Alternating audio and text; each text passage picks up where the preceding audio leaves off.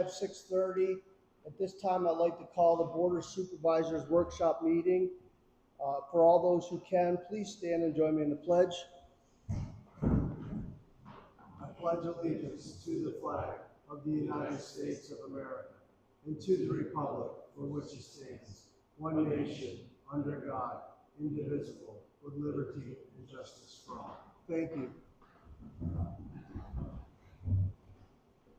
Before we get started, I would like to announce we did hold an executive session on Thursday, June the 4th, to discuss personnel matters. The first agenda item is administrative business. Motion to approve the minutes from the May 11th, 2026 workshop meeting. Those were just circulated. I know Mikey didn't read all that time. Yeah, I just read through them. I'm fine. Make that motion.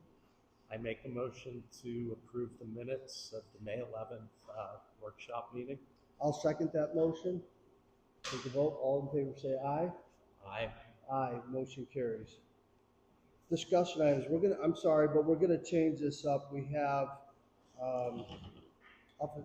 Mr. Bowser is here. You have training to get to, so we're gonna put you first so you can attend that training.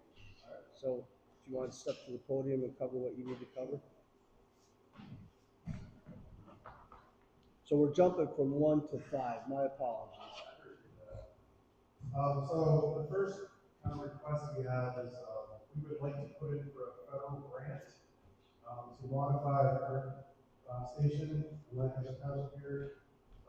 Part of it would cover a diesel exhaust ventilation system, and the other part would be for a gear extractor. The reasoning behind this is we're 9% more likely to get cancer. A lot of it stems from diesel exhaust and also from the bad substance out of the burning building that go inside. And by eliminating the amount of time we're exposed to these cancer-producing items, it does lower our risk. We also have a 14% chance of, or higher risk of dying from cancer as being a firefighter as well. So at this point, there's no, at this time, there's no financial burden for the grant. We would put it forward. The grant would cover all the costs of it. We're just asking for permission to put in for the grant. If we do get awarded, we'll let you know and make the changes to the bill. So this grant will be through the fire department, not Lincoln. Yes, just to correct. clarify. Yep, correct. The second thing is, I know we talked about this a little bit in the past, but we do have a need to take over the whole building at some point here in the future. With our area becoming busier, we seem to be running more calls every year. Right now we have 15 active firefighters who respond to the Lancaster station, and we have 1 fire truck and then 1 small pickup truck vehicle. We don't have the capacity to possibly take all the members if we would have a good turnout. Plus, many of us are spread out. We don't wait for everybody to get there, so we have a need for it with our area. The other thing is we did procure a different federal grant through Representative Kelly to get a couple of fire trucks, and so we'll actually have one available in the next few months that we wouldn't have to go spend money on another piece of apparatus. So instead of selling it, getting the minimum money out of it, we'd at least like to consider keeping it, having a spot up here. And it would also act as a backup when we do have maintenance going on more currently. So that's kind of what we're asking for right now. Any questions? I have a question. Go ahead, Ed. Would it be used just for active trucks and not the antique truck? Correct. Yeah. We would look at possibly making one of the days or part of the day. A little nicer area in case we want staff up here. So we staff at our medical station, obviously it's more conducive for it, but we do have a work sometimes for the members to be here. If you go in there, it's basically a garage. There's really nowhere to sit comfortably. There's no air conditioning in the summertime. So those kind of comforts. So part of the bay could be used for that, but in this instance, it would be for another active engine. Had any concerns over taking up space from you? The initial thought was when we had 600, we wouldn't need that. Okay. Because that's when they wanted to put the antique truck in there in the first place. That was last year. And if we get the garages fixed at 600, I think that would be completely acceptable. Okay. And I would think that maybe we want to consider some type of, sell to them or something like that. I mean, that's just one of those things we have to, our fleet's pretty cool maintenance, you know. Yeah, understand. Something Okay. to think about. Okay. Hey, can you pick up that microphone? I'm not hearing what you're saying. I'm not hearing the rest of you. What was that you said? About I heard 600 Perry Hwy last year, and then you said something after that. It may be something we want to consider selling to them. If they want to take the whole thing over, and if we have enough room to keep everything up there, maybe that's something we want to think about. Just because we're kind of overloaded with maintaining everything anyways. What is our current agreement with the fire department on that building? Say that again? What is our current agreement with the fire department as far as rent or in kind?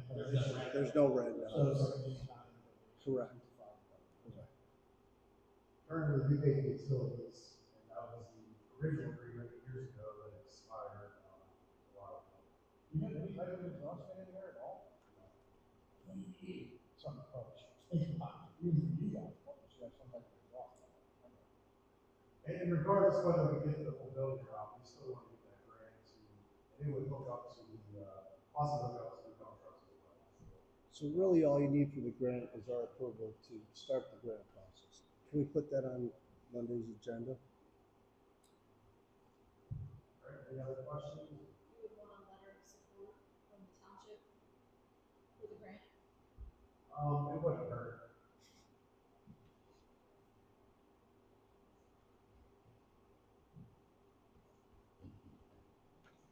Mike, any questions? No further questions. Thank you.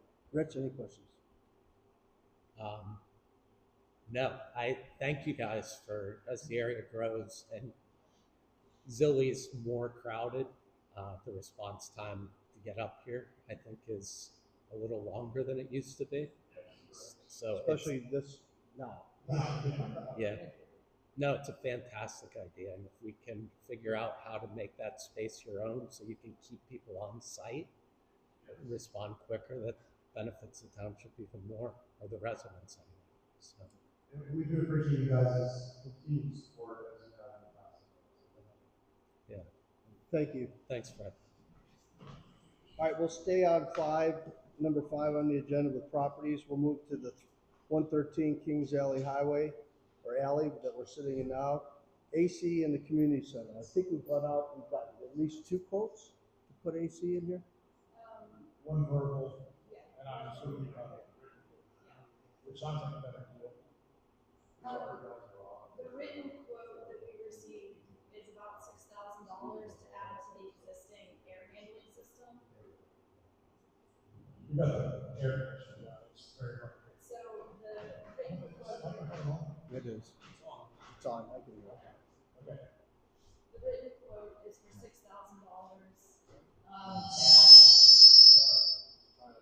add to the existing air handling system that's already been installed.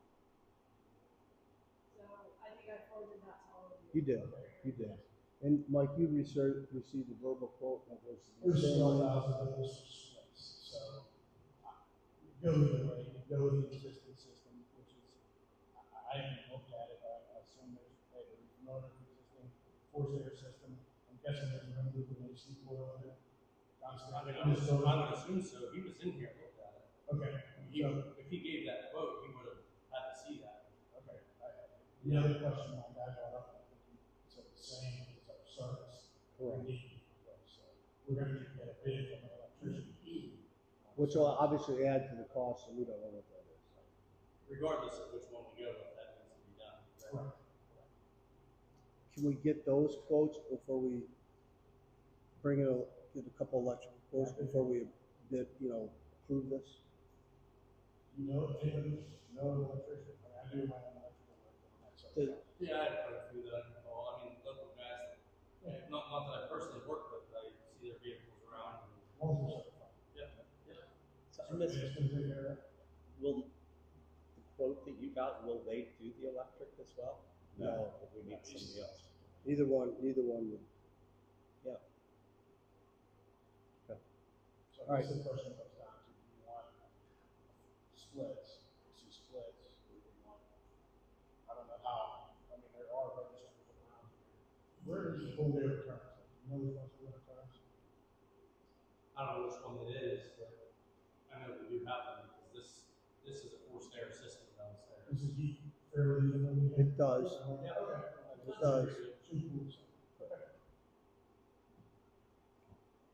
Okay, we'll get the electrical quotes and then figure out what the total cost of that project is and vote on it. Probably, Did they say how many amps they need? I'm sure it's in the email. It's gonna be 40, 50 amp at least. So the service, I don't think it's so much amperage, it's the service that we have downstairs is 240 at or something. Okay, so that needs to be something that service is 240. okay. So we'll wait till we get the quotes from the electrical companies, electricians, and then make a decision based upon the full cost. I doubt we'll have those by Monday. We could try. It's Try. probably Try. standard cost for service. Let's try. We'll play that by ear. Okay. All right, that completes number 5 on the agenda, the properties. Again, we did skip around. We'll go back to agenda item 1 under discussion items, administrative and finance. Follow up on the discussion regarding consolidation of bank accounts. Bonnie? Do we want to wait for Credit to get, oh, she here. We got plenty. He snuck in. Okay. So the consolidation of the bank accounts, that we have to be careful about what can be consolidated with what. We have a certain number that are labeled as reserve, which I've given to you in your asset review tonight. We just need to be sure, and the only way to do that may be to go back in meeting minutes and just to verify that they weren't set aside for a special reason. As long as there's no specific special reason, we can consolidate the funds. Or can we make a resolution for the supervisor to say, due to the fact that we don't know why we're putting reserves, we're gonna consolidate. So I would say, let's do a reasonable amount of research, and then yes, I don't think, we obviously can't consolidate the park fund with something else, or the capital fund with something else, but the ones that are not labeled for any other reason other than reserve, I don't see why. So would you be able to put something together for Monday's meeting, hypothetical consolidation that we could vote on, or make a resolution concerning what Monday's meeting, so at least get some of these accounts consolidated? Yeah, I will see what I can do, and then it will be up to you as to whether or not you want to consolidate between banks or within banks. Understood. Excellent. Any other questions, Mo? No, I think we have too many bank accounts to calculate. And We have at least 16. And I do agree with Bonnie that probably should do our due diligence, but I know I've gone back to a lot of meeting minutes and I'm kind of fucking Yeah, and there's a lot of them with just $300, $1,200. So my thoughts are, that we make a resolution anticipating that we're not going to be able to resolve this. We could keep saying, well, it's going to be some of these that have consolidated these accounts. So what I'm asking is it possible by Monday's meeting, we can just make a resolution saying, we have identified anywhere where these special accounts go, let's go ahead and consolidate them into an account with a name that says resolution 26, 06, whatever. Somebody else looking to it somewhere else, that's fine, but I'm guessing he's going to do that. But at least we have a record of it. You know, and it's a resolution, and now we go from 16 accounts to 5 or 6.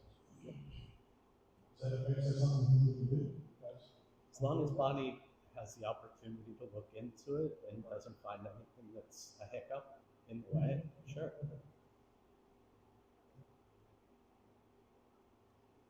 Okay?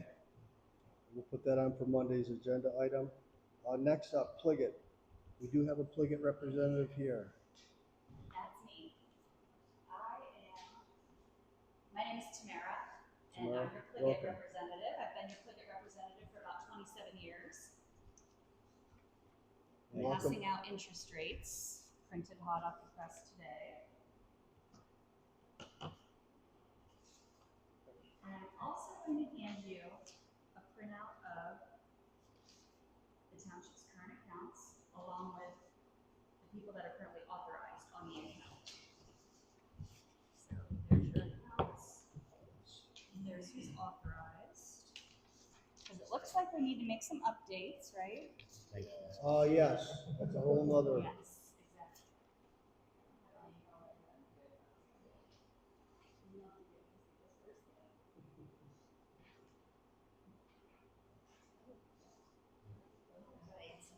Where would you like to start? Would it be helpful if I went over to the microphone? It would, please.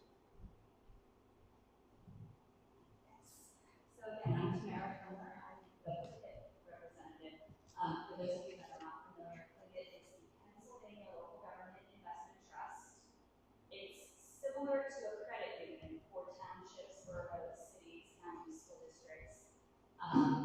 We were created to compete with banks because a lot of local governments were not getting a decent rate of interest from the bank. And the boroughs and townships, they said, hey, we can join forces with our neighboring townships to share equipment, share EMS services, share police. Why can't we join together for the purpose of investing? And that's why PLGIT was created back in 1981. And since then, we have more than 3,300 members across the state that use PLGIT. And on any given day, we manage between 10 and 11 billion dollars. We are run by a board of trustees, very similar to how the township is run by a board of supervisors, where they make decisions, but they hire day-to-day folks like Bonnie to do, folks to run the township day-to-day. That's how PLGIT's trustees have hired me and our client services group to run the day-to-day operations of PLGIT. Sitting on our board of trustees locally, we have Dana Kirk, she's a business manager at Summit Valley. So she's one of our many trustees that sits on our board and makes decisions. We also are audited every year, just like the township is. We have an independent solicitor, just like the township, and we have a custodian bank for the money. I do have a presentation about an introduction of PLGIT. I wasn't sure if that was going to be too much information for the meeting right now. I mean, how long will it take you to go through that? It's like 10 slides. Go ahead. All right. So here goes. I do think it's helpful. You have electronic version?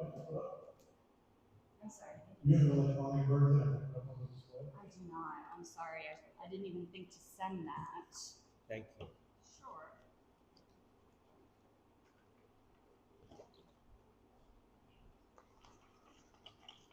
Yes, if you flip to second page, you'll kind of see what I just talked about the foundations of PLGIT, how we were formed more than 40 years ago under the Intergovernmental Cooperation Act. Since then, if you flip to page 3, you'll see that we're sponsored by 7 state associations, including the Township Supervisors Association. And you'll see our board of trustees on page 4, which again, folks just like you that sit on our board that make decisions. We have 2 representatives from the ESATs that make decisions for townships in the second class, and again, Dana Kirk from Summit Valley is also on our board. If you flip to the next page, you'll see that we have more than 3,300 members. That could be townships, boroughs, cities, counties, municipal authorities, conservation districts, school districts, any type of local government is eligible to use PLGIT. And as of December 31st, we had $11 billion in assets under management. Flip to page 6. On the left-hand side, those are types of accounts that folks have with us. And if you kind of compare it to the handout that I gave you of what your township has with PLGIT, it's not that far off. You have a general fund, you have a state fund, and you have a capital reserve fund at PLGIT. So, in essence, any account you have at the local bank, if you're not earning a good rate of interest, you could certainly use PLGIT instead. On the right-hand side is the breakdown of PLGIT investors, and you'll see townships of the second class. That's the majority of local governments in Pennsylvania, so obviously there's more of them. We have almost 1,000 townships of the second class. If you look at page 7, you'll see the answers to the question of why would somebody use PLGIT. The reason we always say in this work, safety, liquidity, and need. Because PLGIT is designed for local governments and run by local governments. We can't do anything with your funds that you couldn't do on your own. And what that means is that we know what your township code is for investing, and we have to follow that. So that's very important because sometimes if you would invest money at your bank, they might not realize that your township might have a certain code to follow, and they might unknowingly put your funds in something that's not appropriate in your township. So safety, liquidity, and yield. Liquidity is important because you want access to your money when you need it. So that's why we have fully liquid checking accounts, we have semi-liquid savings accounts, and we have fixed rates, CDs. So we have a little bit of everything depending on what you are looking for. You can flip past the page that says the PLGIT model because we're going to talk about how it's structured. On page 9, you'll see the various accounts that we have at PLGIT, and that kind of corresponds with the rate sheet. So I mentioned we have fully liquid checking account, that's your PLGIT class account. So if you're looking at the rate sheet, the checking account PLGIT class does it in 3.44% as of today. Most local banks don't pay anything on the checking account unless you have a big deal going on with that. A lot of times they'll make you use a money market account in order to get any rate of interest at all. We have 2 savings accounts, reserve class and prime. I always recommend prime because it's a higher interest and there's no minimum balance requirement. As of today, that's earning 3.73%. And you can have, for example, a general fund, PLGIT class checking, and a general fund prime. They look like checking and savings. And then for funds that you don't need immediately, we have 2 fixed rate options where you lock in for a period of time and lock in that rate. And the rates you can see range anywhere from 3.6 up to 4.10. So it just depends on how long you're able to lock in your funds. So lots of different options to give you choices to compete with the bank. So most of these investments are Treasury bills, bonds, CDs. Right. That's state, I think that's state law, right? But that's those types of investments. Correct. Yeah, typically low risk, anything that's backed by full faith and credit of the federal government, like agencies, treasuries. Yes, that's another type of investment. So, Right. We can't do anything That's what I that's thought. not in township code. I just wanted to verify that. Now, another question I had is, you say check writing, you have online capability?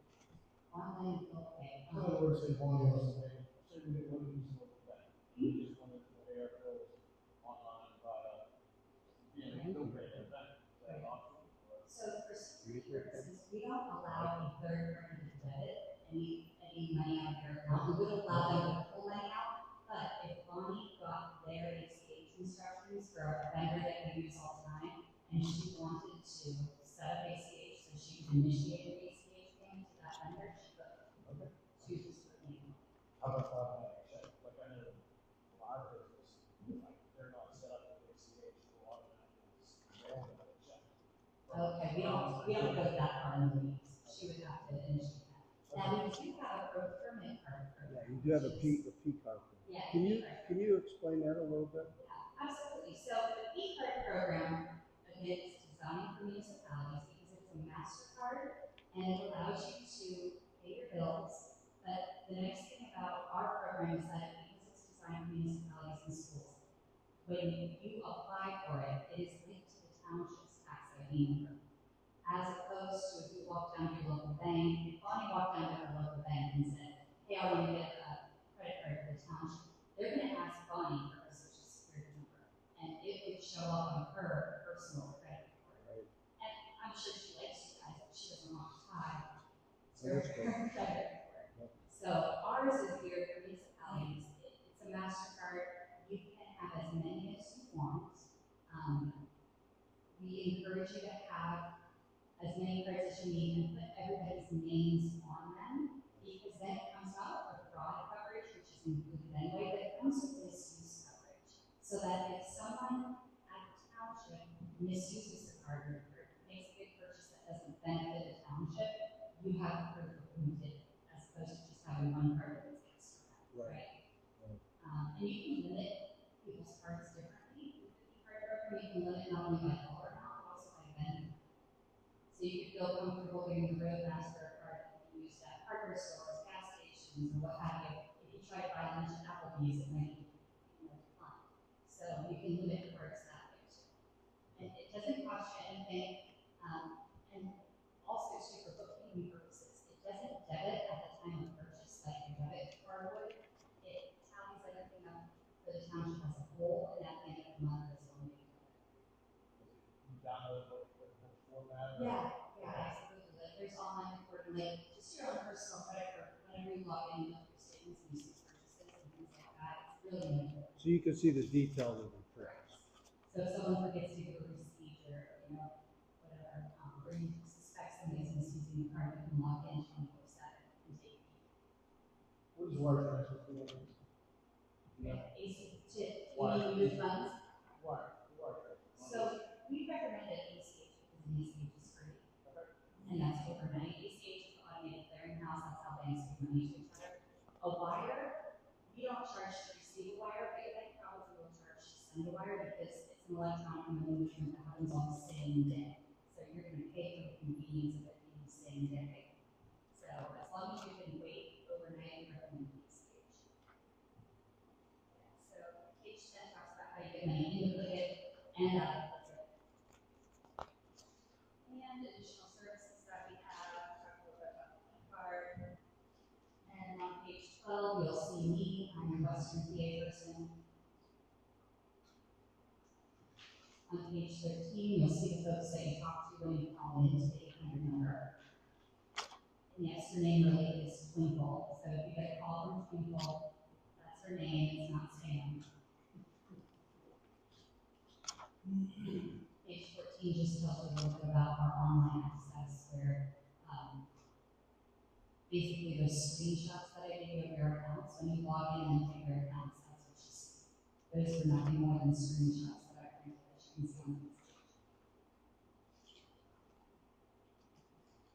And that's it. We always have a disclaimer at the end because we are heavily regulated by the SEC, so we can't do anything without that disclaimer. Are you guys FDIC insured like a bank would That be? doesn't apply to us. It does not. FDIC is the Federal Deposit Insurance Corporation. That is the insurance that a bank buys to protect your money. Because when you, let's say you deposit $1 million at the bank, right? The bank doesn't put it in a box and write Lancaster Township on it and put it on the shelf for you, right? The bank uses your money to loan out to folks that need mortgages and car loans and things like that. So, for example, what happened during the Great Depression when everybody got scared and went to the bank and tried to withdraw all of their money at once? Well, the money wasn't there, right? Because it's tied up in the community, So that's why the banks go under. That's why FDIC was created as the insurance to protect the deposits, investor deposits. Here's the thing: is that FDIC only covers up to $250,000 per investor. So that's per township. It's not how many accounts you have, it's not how many branches you use, it's per investor per banking institution. So the bank has to pledge collateral to the township. This is a Pennsylvania statute, Act 72, 1971, that says any deposit at the bank made by a taxing entity like a township or borough or school district, the bank must pledge collateral to cover what FDIC doesn't cover. So rest assured that if you have $1 million at the bank, FDIC covers the first $250,000. The bank is pledging collateral, meaning they're holding securities in your name for the remaining $750,000 in case they would collapse, right? Right. With PLGIT, because we're not a bank and because we don't qualify for FDIC, what we're doing is we're holding securities for all of your deposits, for every single penny. So essentially, we're doing what the bank is doing when FDIC is exhausted. We're doing what the bank is doing, but we're doing it at the very first step. Okay, so it's guaranteed, It's collateralized. it's collateral. It's collateralized. For every dollar invested, we're holding $1 worth of securities. Gotcha. Thank you. I know it's complex stuff, so feel free to ask questions if I didn't explain anything correctly.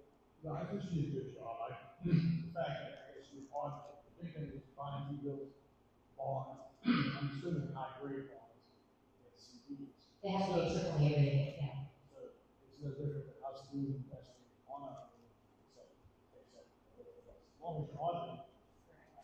And you can see our annual report, our annual audit on our website. So if you go to PLGIT.com, you'll see the most recent audit.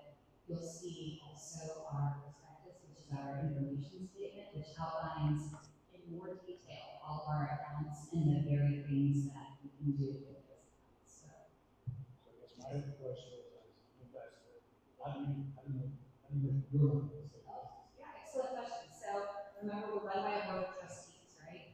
The board of trustees has determined what it costs to operate each account. Meaning, let's say, just to give you a round number, the PLGIT Classic account, it costs 0.3% to run it. So when we quote you those rates, they're net of all fees. So we've already taken a 0.3% off the top, that's what it costs to run PLGIT. We return 3.44 to our investors in the form of interest. I don't have any more Questions, questions. Bonnie? Yeah, I mean, I go with that. So how do you feel about these names? Yeah, I was gonna say that same thing. So we have 6 plug-in accounts. I guess my question is, I think we shuffled things around 2-3 years ago based upon plug-in's input. I would ask the question, can somebody look at it and say, are we in the right funds today, given where Lancaster Township is today financially and what our needs are going forward? So without having a deeper conversation with you about your cash flow, Yeah. you're using the checking account and the prime savings accounts. The capital reserve fund is only in the checking account. I would recommend if you don't get your funds right away, I would recommend using time. Yeah. Because that's going to give you a higher interest rate and it's still liquid. You're allowed to withdraw out of time twice a month. So it's an account made for a reserve, for an emergency reserve. So would you advise us to sit down and come up with a plan? Yes. Okay, maybe we should do that as a. Yeah. I'm gonna call that session. We could do it in the next workshop. Yeah, because I mean, quite frankly, we determined that probably would be more appropriate than even purchase, but I mean, it's much higher interest rates, lots of stuff for this money sitting. Great. Okay, the other question I would have then is the names on these accounts. How do we get these? Well, Greg's listed on the account, but it doesn't look like it's logged in yet. Have you called We him? could have a separate, I don't know if you have to leave now. We could have a separate conversation. It's been dragging out for 2 weeks. Right. So, So you've been conversing. I can, yes. What's involved in getting the original supervisor Mark Hodgman and stuff on the account? Yes. Other than it off. So Greg's already on the account. I'm the only active member Right. that's on the account, but I cannot log in. Be careful. Just, yeah, real, high level, they sent me a password, temporary password, it didn't work. So I called, that was on Thursday of last week. Friday I called, sat through an hour, they couldn't log me in. I had to fill out a new contact form, Okay. which I did Thursday and submitted it in a encrypted email. Yeah, I apologize But for that. I cannot get in. And Okay. we can either talk after, or I can call you tomorrow personally. Well, I'm just your marketing person. Yeah. I don't So- have access to reset passwords, change anything on the account or move money. We are I having, don't think you want me to have all of that. I'll continue down the path that I am.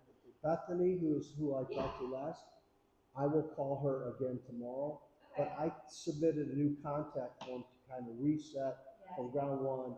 So my understanding is once I log in, I can get rid of people who are no longer here. Correct. Add Bonnie first and foremost, and then add these two. Yes. But I can't get it, so Okay, I don't wanna that's hijack a the meeting super with that. easy way to do it. And that's- But it hasn't been easy, I'm just telling you, it hasn't been easy. There is a different way to do it, and Bonnie has the actual. We're aware, we probably should have went down that road, but I was told going through customer service was easier. Yeah, But usually it would be easier. it hasn't been. to log in and change those. it hasn't. The other option is for Bonnie has some stipulation. She has the paperwork, Yeah, she has what we call a permissions form that Greg would have to sign. right, And you also have to include meeting minutes, signed meeting minutes that state that these folks are not here and that Bonnie is here. so what we'll do is I will call Bethany again tomorrow. Okay. If I can't log in this week, on Monday's agenda, we'll go down the route of the paperwork and approve it at the meeting in the minutes. And you, We can actually put it in tonight's meeting minutes, if that's okay. yeah, we put it. So I would like to add in the meeting minutes that we remove Joseph Wozniak, Timothy Zinkham, Kate Clark, and Mary Hess from team member access. Correct. Quick question. Yes. We do have a resolution updating signers on all active bank accounts. Would that suffice? I'm not sure. I would just go There's with this what. resolution. Start over. Yeah. Just Add start the over. meeting minutes right now. Hit the reset button and start over. Okay. I have a quick question. PLGIT Prime has, just looking at it briefly, no minimum investment, but a higher interest rate, but you have, and how's that tie into Act 10 investments? So, yeah, great question. Act 10 of 2016 was a Pennsylvania law that updated the investment policy for all local governments and schools in the state. Prior to Act 10 of 2016, the investment policy for local governments and schools had not been updated since the 1970s. So, in 2016, which is what, 10 years ago? Yeah. They added a few things to the list of what local governments can invest in. So that kind of opened up what you were allowed to put your money in, and that's why it's earning a higher interest rate. With no minimum deposit. Correct. Okay. Yes. It's interesting to see the higher rate Right. in this, what appears to be a simpler account to be Yeah, it involved still follows township code. It's what I've been recommending or encouraging people to look at because it is a nicer account than reserve, because reserve class is also a savings account, but it has a $15,000 minimum, and I just prefer prime. The thing is that reserve was the original savings account, since we were created in 1981. And again, they hadn't updated the investment policy. So a lot of folks were using the original reserve as a savings account. In 2016, when they updated the policy, we didn't want to just automatically move people's money into the new policy without having a conversation with them and helping them understand what the new policy meant. So we created Prime, and we went out and met with folks, and we said, hey, the state updated the policy. You can now do this, this, and this with your funds. If you want to do it, you have to actively choose to do it. Again, we didn't assume that anybody was okay with the policy. We wanted to educate folks. And so that's why we still have an old savings account and a new savings account, so to speak. Thank you. Mike, any questions? No, we'll talk about it next week.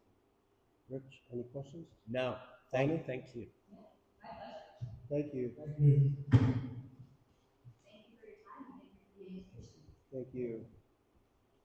Okay, moving on through discussion items under administration and finance, income asset review.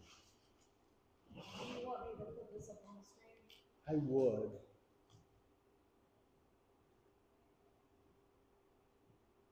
Is it okay if I have it?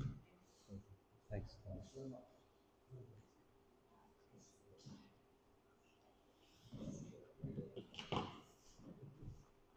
Is that this one, Bonnie?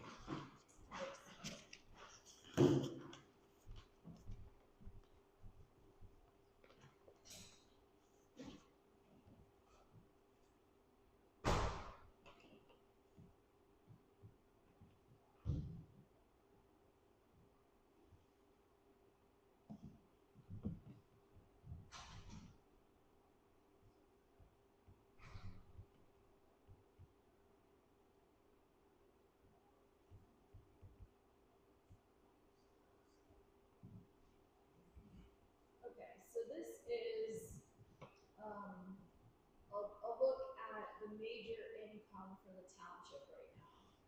So all of this column is all of your current fund or chart of account funds.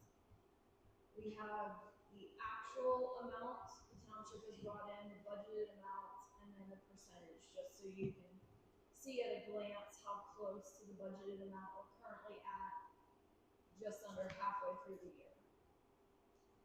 The items I've highlighted in green and yellow are the biggest sources of income for the township. And if I scroll down here,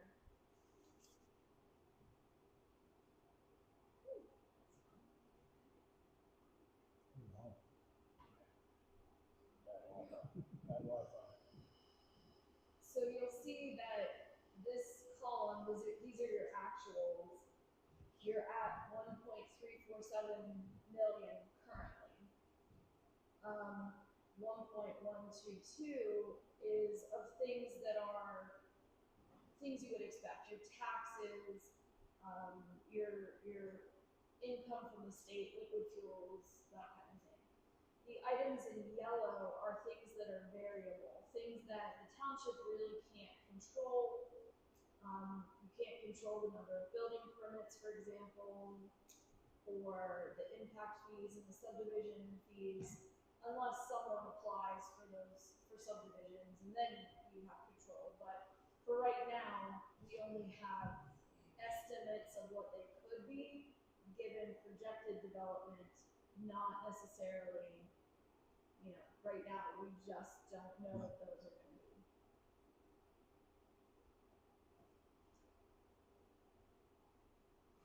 So looking at the bank accounts, so this is as of today, the balances in all of the bank accounts. And the green items are your unobligated funds, the things like your reserve, a lot of the PLGIT funds primarily, as well as your general fund. And then your obligated funds are things like your highway aid, where you can only spend them on roads and highway items. Your Four Springs Park Fund, where it can only be spent on the park. So the majority of your funds are actually unobligated right now. Right. I looked at your properties, and I had wanted to dig down a little bit deeper, but right now I looked at primarily the insured value of each property and the items on those properties. So this is only slightly more than what you saw last month, but this number, 4.743 million currently insured, and that's the insured value. That's not the fair market value of anything. That's the 4.7. Yes, 4.7. That's your insured. So at the new property, the house is insured for $770,000.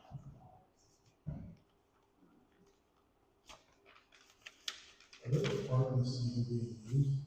Is there any reason they're insuring it or not? Say that again? Is there any reason we're insuring? Or in conflict with everything? But I mean, I shouldn't say the point. The point being is, are they livable? Are they livable units? I mean, it needs some work. Significant. Yeah. Do we have any intention of looking at that? I think that's up for discussion. Okay. I'm just wondering, I'm going to miss that $724,000 insurance is not cheap.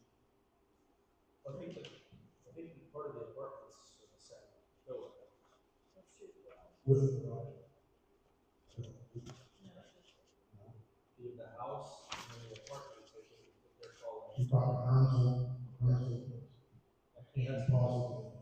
Is the garage is separate from the apartments there.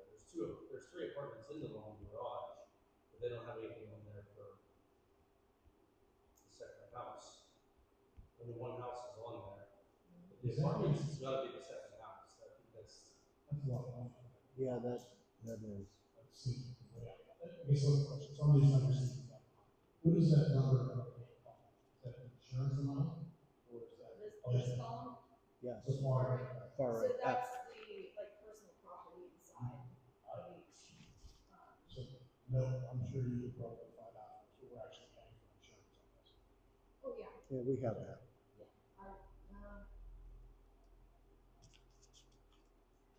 I would have to look to be sure. I think the number I'm thinking of is our health insurance, so it's not. Okay. Yeah. It just seems, I mean, that's a lot of money. The apartment. As far as, Yeah, we put that that. seems like a lot. Now, assuming they can be fixed up and rented, then maybe it's worth something like that. I'm not in, I'm talking to Ed, who's at the third off. They're rough. The apartments in the garage are pretty rough, but the one that I think is labeled apartments is the second house. And I mean, it has 2 full kitchens. I'm not saying it's in the best shape, but it has 2 full kitchens in it.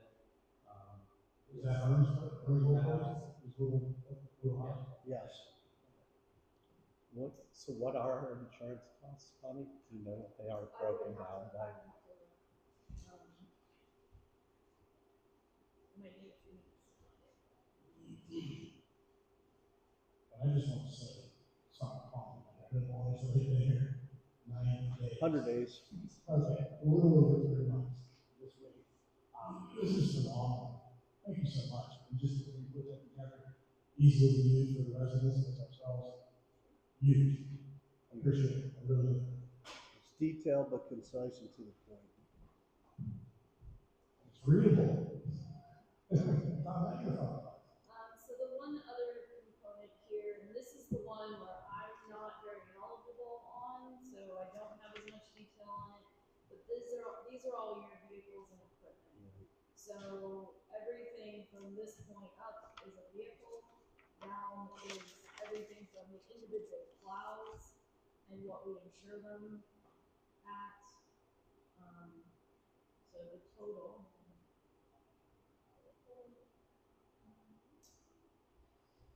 You know, there's almost $1.6 million in vehicles and equipment insurance.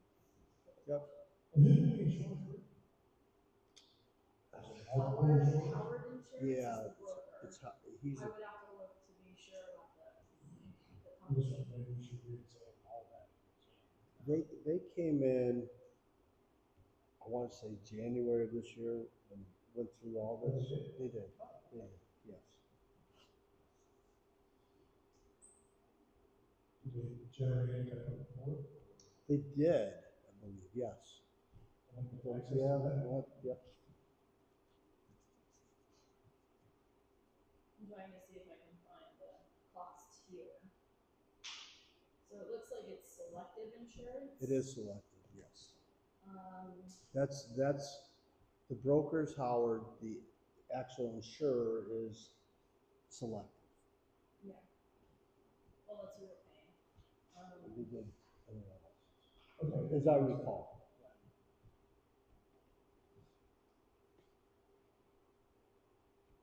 Yeah, I'm gonna have to dig down a little bit deeper because I'm only seeing payments in April and May right now for just under 9,000 a piece.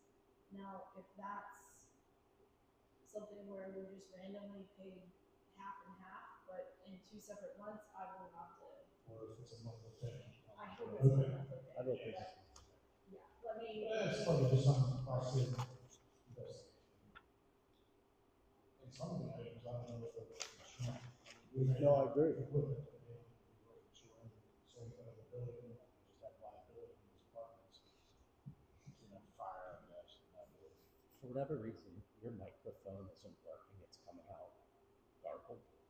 I'm having a hard time hearing. Can you guys hear me okay? Yeah, when you speak into it, you can't hardly hear it, so. Pardon me? I can't hear you. That's all. It comes out Sorry. hard to hear. Any questions on this asset Yeah, review? So if you have any other questions, let me change one item. I might be able to get you the answer for this year. So this year to date, it looks like it is about $8,900 a month for this. For insurance. Yeah. And that's for I can everything go or just back. for the equipment? No, it's for, yeah, for properties. Properties, equipment. For it's the liability that covers you all as elected officials, it's, yeah. In your report, do we have a breakdown of those insurance costs? You know, Mike, that's a good question. I'll see if I can find this report. Okay. It was a book. Well, it probably is, there's a lot of stuff that's through there. And I would, if we could bring it up, I know we said it's a topic that needs to be discussed, but we need to get down to some very high level. Agree. Definitely for when we talk about it. There we go. Oh, man, okay. Sorry.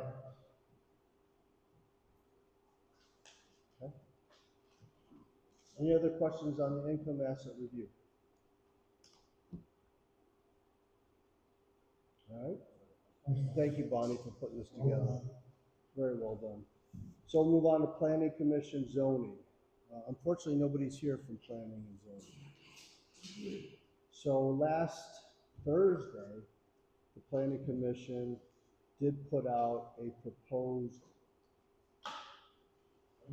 timeline. Two copies.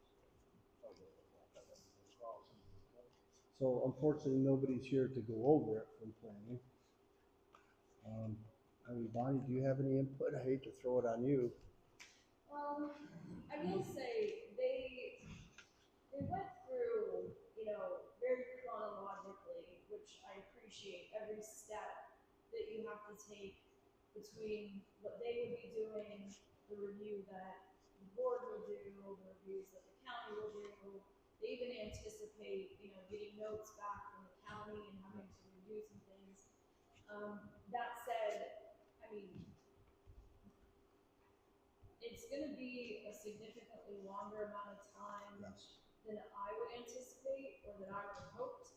And I spoke to the assistant director of planning on Friday, and he said he would actually recommend us looking at another rural township who has done very well with their SALDO, PRD, and zoning, and to actually take a look at theirs and see if it could be used as the basis for everything.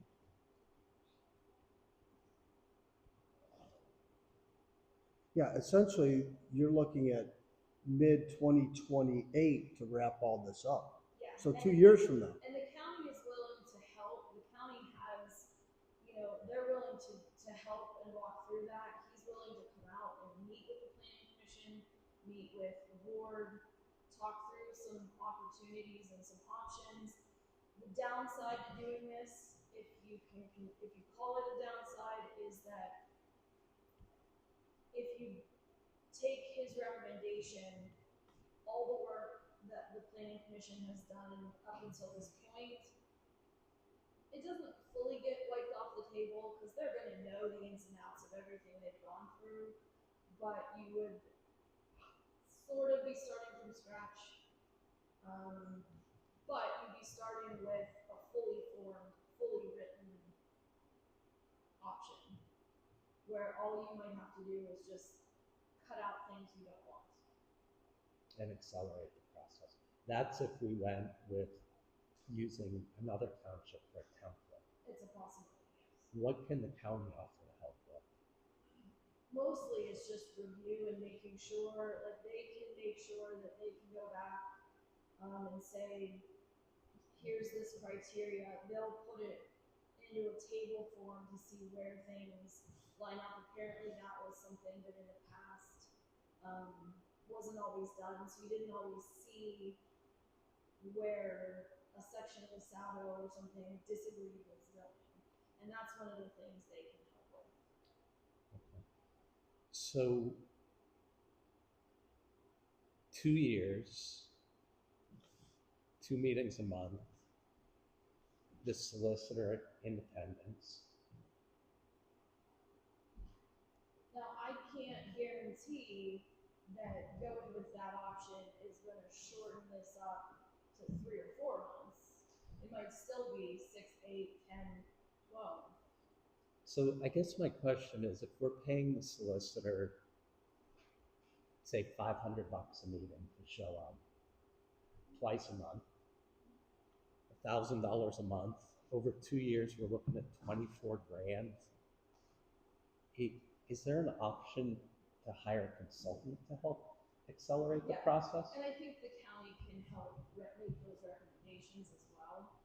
I'm not 100% sure. I have not attended the workshop meetings. I don't know if the solicitor is at the workshop meetings. Yeah, can I add something here? Yeah, go ahead. Two things.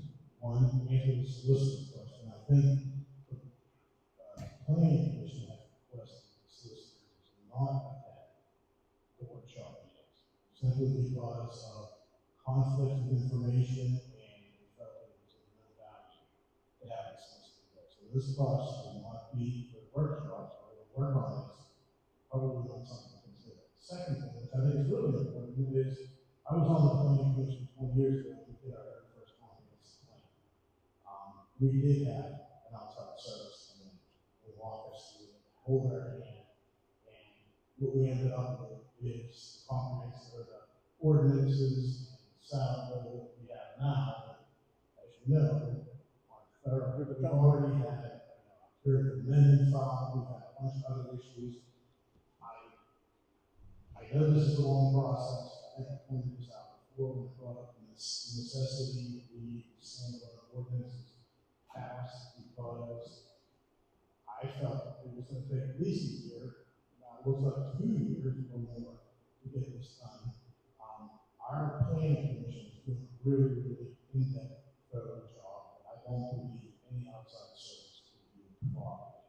That, speaking from experience, dealing with an outside service, we don't have to better about it. But we did sit down and try our best, and it still wasn't very good. We've had an excellent planning commission. I mean, between the chairman, the vice chairman, engineers on there.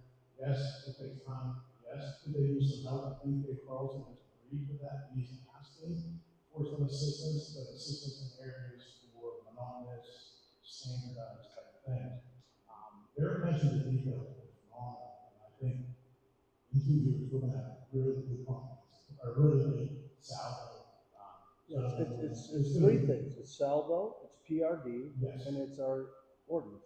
Correct. Zoning. Correct. 3 parts. Three components. And he has stressed that he doesn't want to pass them separately because they are interconnected. So, I mean, their attention to detail and desire to provide the township is something that I think is really beneficial for the township. Of course, not everybody's going to be happy with everything, but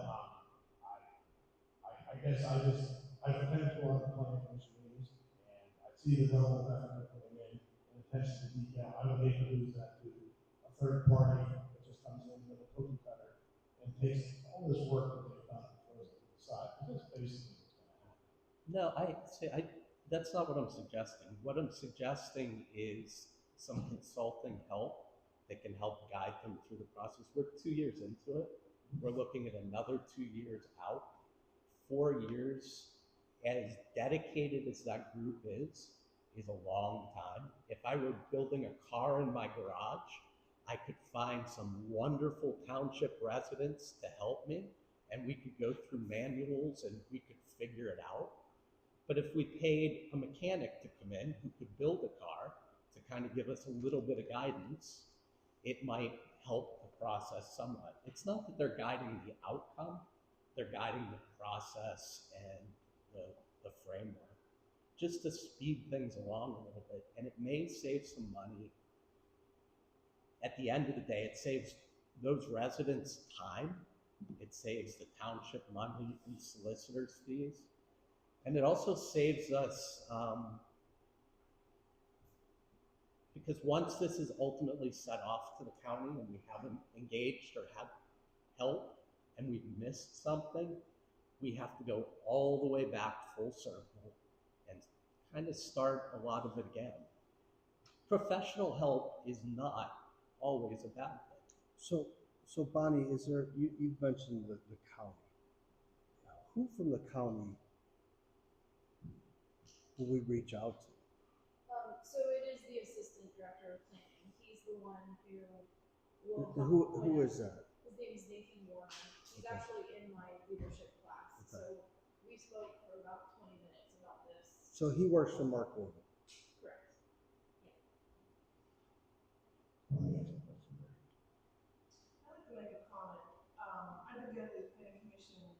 meetings now for the last 8 years after what has happened to everybody on SolveWorks and what's going to be happening in other areas in this township based on what we currently have. This group that we currently have, that, like Mike said, they are detail oriented. They have been taking ordinances from different municipalities in the area and taking a look at it, reviewing them, pull them apart, say, yeah, we don't like this, we don't like that. Well, we thought about doing this, no, this isn't going to work. And it's gonna, it's gonna be a little bit better than what it is now, but there are some issues I see myself because of what the certain people have been going through in this township. But it's improving it, and it's better than what you're seeing in Cranberry, it's better than what you're seeing in Athens, I will tell you that. So they are doing their due diligence, it's gonna take time in order to do it right.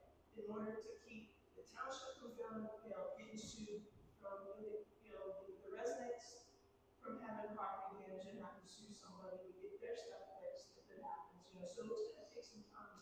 And I know you wanna push forward, and I know you wanna do this, you wanna do that, but yes, I know there's gonna be emergency cases where you have to do single things, but you gotta give it time to go through the detail oriented. And at some point, when we get it all done, have somebody come in on one of the first or second round drafts, have somebody come in and take a higher level look at it. And like I said, they may have missed something, who knows? Or something has changed they may not be aware of. But otherwise, I don't see rushing this and having more mistakes, and then you're screwed, residents are screwed, the whole works. Yeah, I really feel in saying you have been for 8 years, but I've been paying a lot of years. It's a good group of people. I don't, they really care, and your illustration, Rich. We had cars in a father-son garage down the street from their house that multi-million-dollar corporations, professionals messed up, and they brought it to 2 guys from Lancaster Township to make it right. And I think it's going to be very hard pressed to find anybody in the township residents that are knowledgeable to come up with an accurate set of ordinances, PRD and SALDO. I'm not saying it can't be done. I just said I think we got a very solid planning commission. And the thing resident input too, which I think is great. We have very qualified people. I just, when I got this, my knee jerk, and I don't know what I don't know, right? But when I saw 2 more years, I was like, oh. Well, I think, like I said, I mentioned this to you before, I've been on this planning commission. That's why I was pushing for these, standalone ordinances, because there's no way these guys are going to be done in a year. And if I'm not mistaken, Greg, you did say about the standalone ordinances. That's why you asked me to put this together, if I'm not mistaken. We did. Okay, and if I recall correctly, you said if it's 3 or 4 months delayed, but if it's going to be a year or more, we're going to go ahead and try to process these things. Yeah, I mean, I would. Like a data center ordinance and single ordinance. My head's at, I would rather stay away from single ordinances. But when I saw this 2 years out, unfortunately, nobody from planning is here. So, Go ahead, if I Bonnie. can add, so, again, I wouldn't want to discount any of the work the planning commission has done thus far.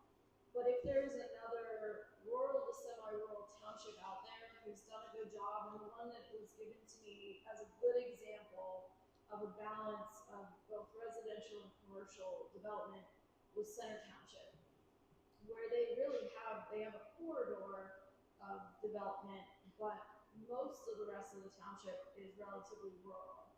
Still lots of farms, lots of big open spaces. And so if you could take examples from those places, if you could look at their SALDO versus what the planning commission currently has, there might be a way to say, well, we didn't get this piece of it, let's add that. Or They tell you they have to do it. Connie mentioned, when a person comes in and into the properties that they'll bring from Rochester, from Center, from Cranberry. So they are literally grabbing stuff from other townships if it's already done and looks nicely organized. Even for the data center, they did the same thing for that. right, but they could take a fully fleshed out, finished and go through it and decide what they like and don't like from that. And in particular, Center Township is established. Like that's been in place for a while. So they don't have to do it, but it is an option where maybe we can shorten this timeline up a little bit. Well, I got figures at that building. Yeah, I would. I I would. mean, the president, chairman, secretary. He's out 4 to 6 weeks. So he would. But, he wanted to- but the vice chair, we can approach him, and Sure. that's what I would do. Yeah, I mean, it kind of leads to the single ingress, egress in the data center. I mean, that's on there, but I was hoping it would be in the SALDO, the PRD, or zoning, all one package that would be ready in 6 months. But So what do we do? We give I mean, I think we kind of did that last time, gave them the direction to go ahead and put the words together as a launch for, because I think you said, let's see how long it takes to put this together. that's what we said, So how at long this would point it take? in time, I mean, you said that it was gonna be more than, whatever, I don't know what the time is a year. I was fairly confident it's gonna be more than a year. I didn't think it was gonna be 2 years, but, hey, they did what we asked, you know? Yeah, they laid it out in I think some detail. of that is optimistic. So, do we want to direct them to put together singles and rescue ordinance, which they've already done, and officially, do we want to direct them to do that as well as the data center, which I think is very data center. I believe it. I mean, constantly crushing the data center right now. I don't think we're a target. No, we're probably not a target, but it's, we need to be prepared. Yes. So look, from what my understanding is, the planning commission and zoning, they have a single ingress draft. Haven't seen it. Yes. If this is real, 2 more years, and I'm not saying we vote on it, we're not voting tonight, we're not ready, but the single ingress egress needs to be reviewed by legal counsel, by the county. And same with if they put together a data center ordinance. But again, I was hoping, ideally, it would all be in the SALDO PRD zoning. So you wouldn't have to. People eventually be there. So if I can be clear about something, the board has not directed the planning commission as a whole to look at either of these ordinances. The Correct. first step would be for you to vote for them to review or to come up with these ordinances. Correct. Then it would go to you for review and to the solicitor, and then to the county. Right. So you do need to decide if you're going to direct them. Otherwise, they've spent several months working on something that you have not directed them to. Well, to be clear, they were working on it before I asked them to do it, but. I'm just saying fair. officially. Yes, so Officially, that's yeah. what I'm asking. If I recall correctly, you did say that if it was gonna take 3 months or whatever, Oh, yeah. you would have to wait. But if it's gonna be a year or more, you would direct them to do a single or standalone ordinance, preferably 2 in one night. Which I'm saying. So I guess could we make it, could we put it on the agenda for next Monday's meeting to direct the planning commission to develop single ingress egress ordinance and the data center ordinance? You know, I guess if the discussion is, should we direct the planning commission to look at a single ingress egress ordinance? I'm really not appreciating, I don't think, why that is the top priority of all the SALDO, the zoning.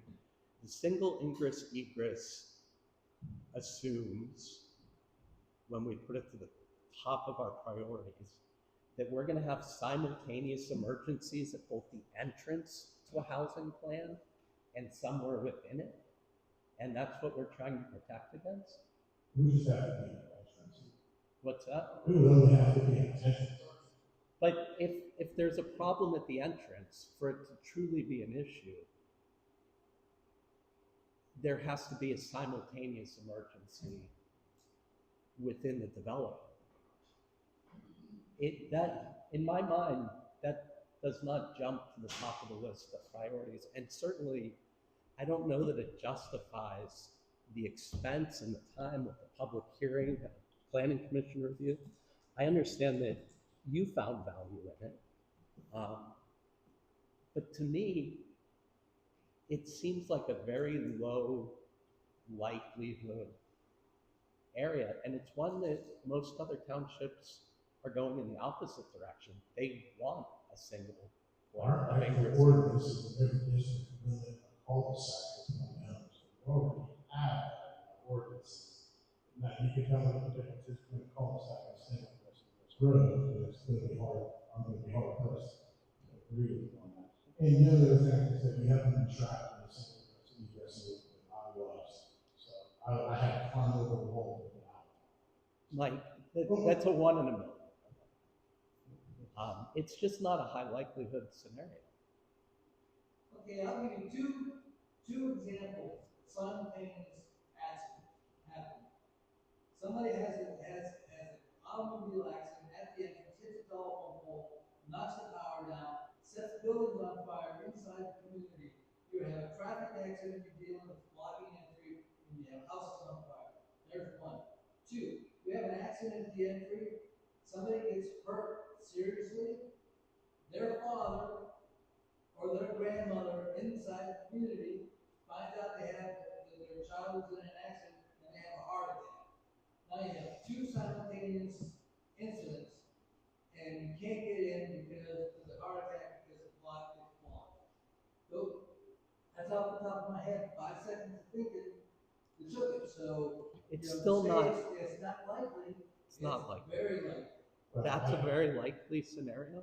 Well, regardless of whether it's likely or not, I personally feel it's common sense. I mean, you've got to have two entrances. I mean, in fact, to this day, we do not allow residents, if they have a 100-acre farm, and they put their houses on, they put their son's house on, they want to build a house for their daughter, we do not allow them to put a house for their daughter on their property because of the safety issue. That's not a safety issue. That's what I was on the planning commission 20 years ago, we had multiple people come in and ask for that, and it was not permitted. Because our ordinances say it's not safe, because it's not a public road, it's not a public road. It's a lot of money to spend on. Okay. No, I mean, that's your opinion. Can we get somebody from the county involved? And then, What do you think? can we get somebody from the county involved? And then we can address these other two issues. My bigger concern is the data center. I don't want to have, I mean, I don't know that the single ingress egress is a priority for our zoning commission, who's been working at this for years. I mean, they've laid out, I mean, what's a priority for them? I mean, how many ordinances, I mean, we could have a dozen. Yeah, mine's the asphalt. It's getting worse every time we make it, so I'd rather see that updated. I agree with the data center. That seems to be a hot point. To cut across Ron? the country. Is the planning commission in charge of the data center ordinance? It would be in the SALDO, PRD, and their zoning, yes. So they're not in charge, but we would recommend, technically, we would recommend come up with plans for the data center ordinance, and they present to us. And we review it, send it to our solicitor for review, county review, and then vote. They propose, they come up with the plan they're proposing. I have some comments and suggestions where we're going to say. So that would be the planning commission meeting, they actually have the work, you probably go to the workshop or meetings, we will have a public forum period.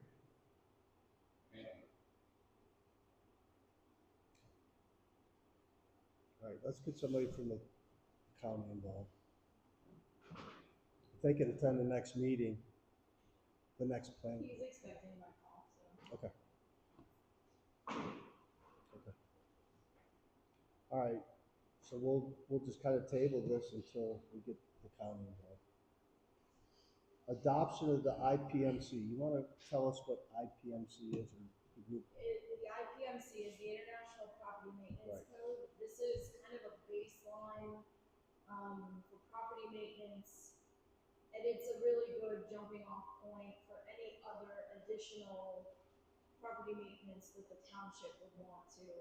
So this is going to say, you know, you can't have 3-foot tall grass with rats and you know, vermin and things on a property.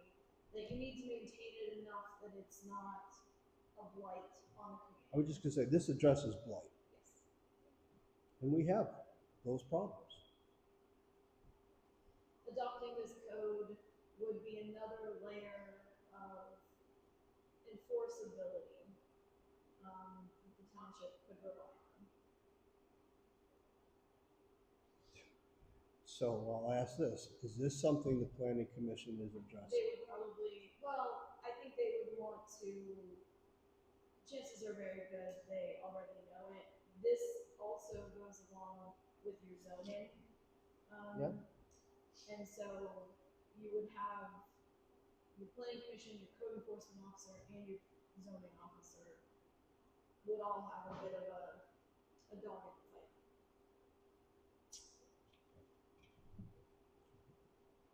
So we're saying to adoption of the IPMC, what's the process to do that?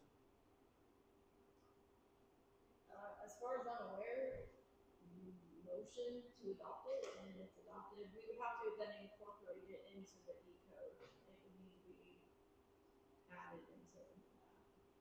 So because this, I'm just going by the title, International Property Maintenance Code. This is something that already exists, that we just adopt that format. The International Code Council publishes this. This goes along with the same, it's the same, on the same level as the residential code, the commercial code, the fire code, electrical, plumbing. It's just another, and it, quite frankly, it's a small, when you look at some of those books, they're an inch thick or more. This is magazine size. It's not a huge code.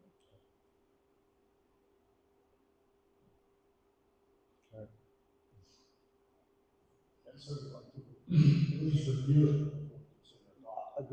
Agreed, because Some of this been online. I can send you a link. yes, please, thank you. Okay. Moving along to the agenda, I agree this, we need to adopt something, because there are residents that, I'll just bring this up, in the past, they were so bad that the township went up and moved it, and charged them. What was that very much? There were properties neglected so badly in the past that the township went up and mowed it and charged the landowner, the property owner, for mowing it, because it was not just unsightly, it was unsafe. Just like a spring implement this, like how did this change that? I guess we have more enforceability because we don't have a policy now. Yeah, it's just, this just adds another, it's a, like a baseline. So what do we do now? We send a letter, say, I stop by the house. okay, If they're not there, I report hanger and I will stick with you when it's to it. so then, Wait for a follow-up. Sometimes they just know it.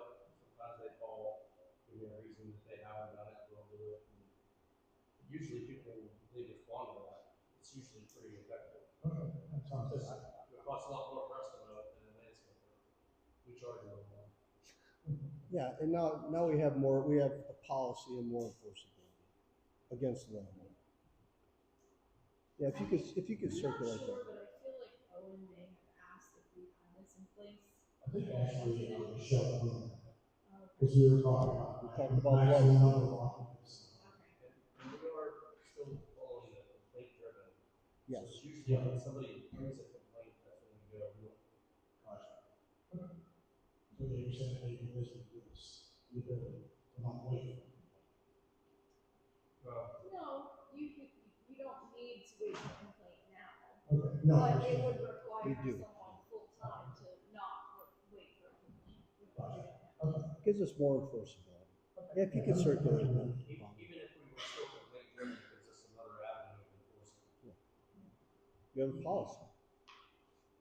All right, we move on to Public Works and Roads, 2026, and future road projects. If you want to just start at a high level on 2026, what projects you had and where we're at? So far this year, Church Road, we did a lot of base repair out there. While we had EJ, we went and did some work on Schmitt Road.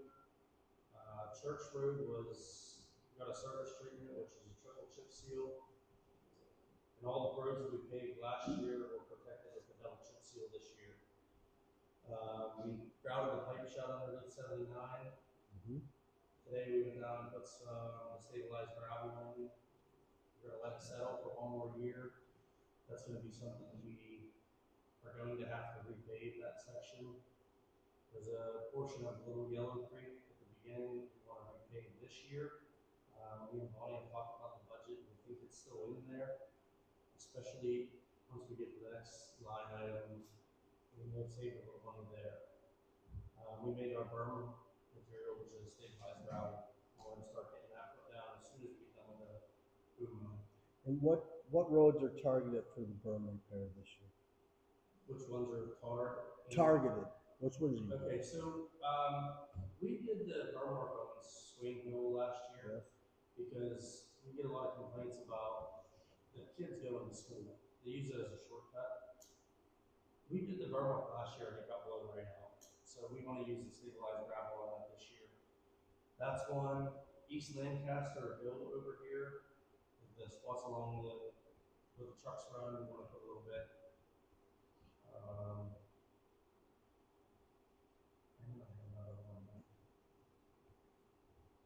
So you have to redo Swain Hill? We don't necessarily have to regrade the ditch so much. We just need to put the stabilized gravel and work glue out. So what we do is we take the broom out and we sweep some away, the loose stuff away, and then we put this material on the one on. A lot of townships around us put down 2A and they shoot the top with a MC70, and that costs more than making this stuff on site.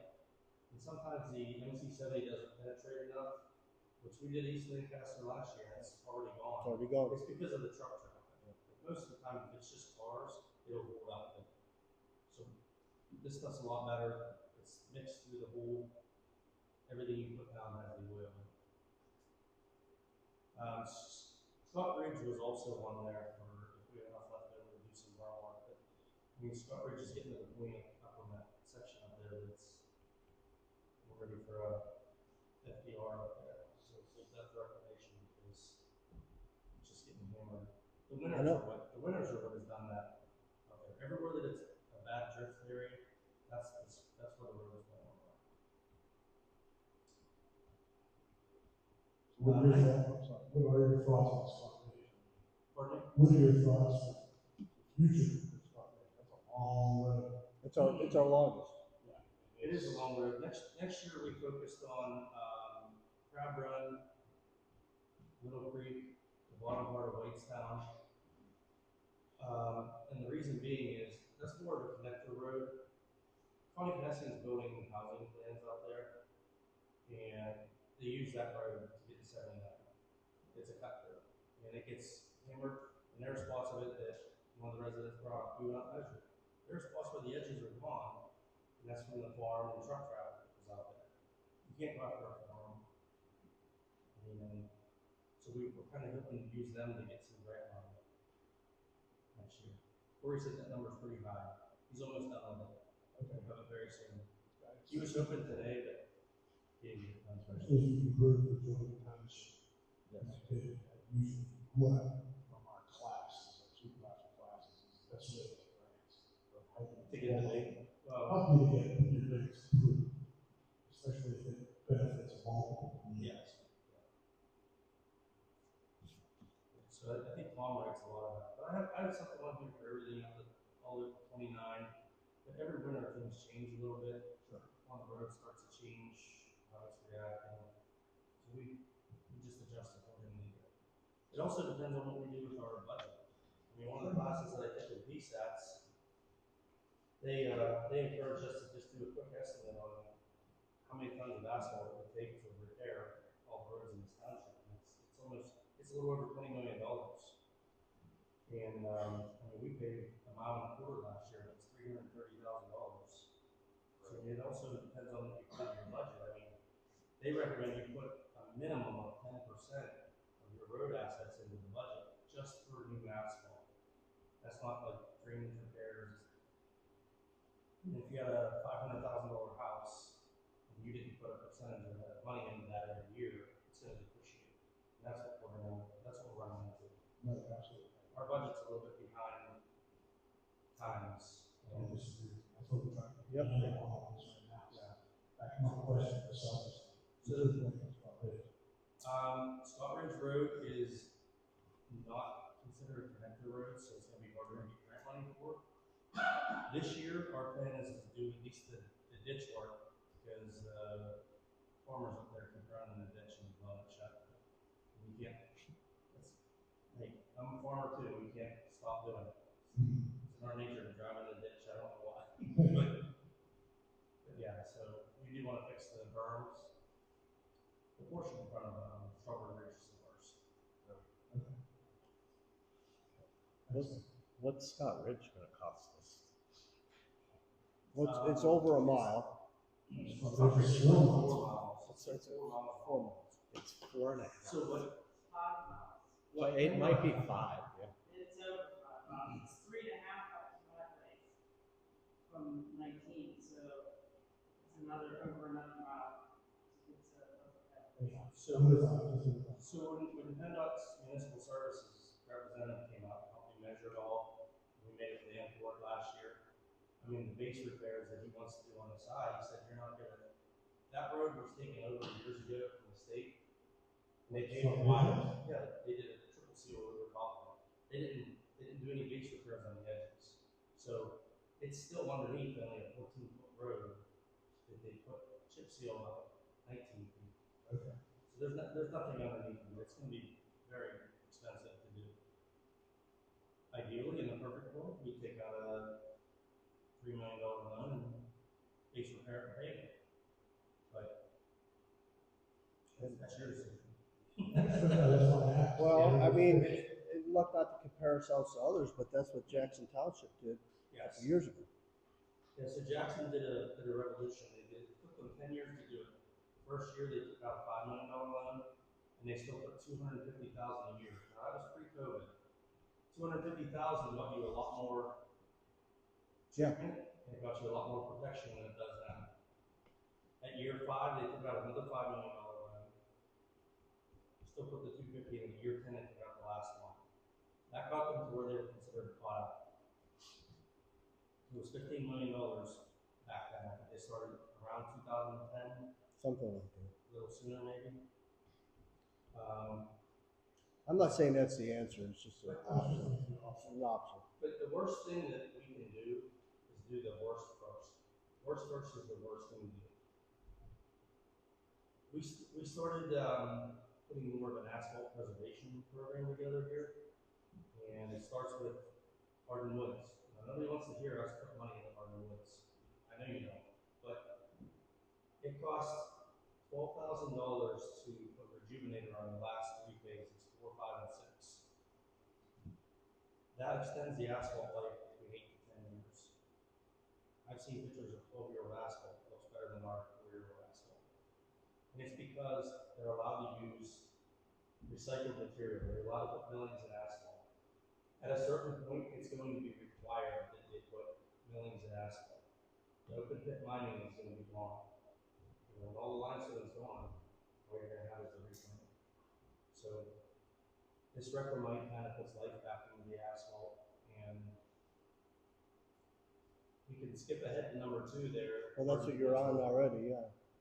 So Arden Woods, we failed a portion of their last pavement again. We failed it last year for defects. This year is much, much better. They had one little stretch where I think one load had some problems in it. Their first option was come back, they wanted to put tar in it. We said absolutely not. And they wanted to put a smaller aggregate in it. We said no. We said, how do you fix it for the state? They said 4 6-inch holes. We put the same material back in it, and we seal it up. So Tom and I agreed to accept that with one stipulation. As long as our board approves it, we have Shields paving paying for the reclamite that we were going to take out of our budget this year, which was $12,000. So we're pretty much asking permission for that tonight as well. You can say no, they'd have to mill that section back out, but then we have two more pool joints that a lot of times cause more problems than the patches that they would put in. And they would pay to protect the remainder of what is good. But there's other things like, even like Southview, it's got a lot of cracks in it. It's at the point where it's savable. But if we let it go like 5 or 6 more years, that's gonna be a milling fill. That's why they come in and mill off 2 inches and put a new top down. That's expensive. I would like to see us use the avenue of, let's try these cheaper ones first. And then we can put the money back into the budget and save it for these big projects. It might take a few more years to get to the bad roads. But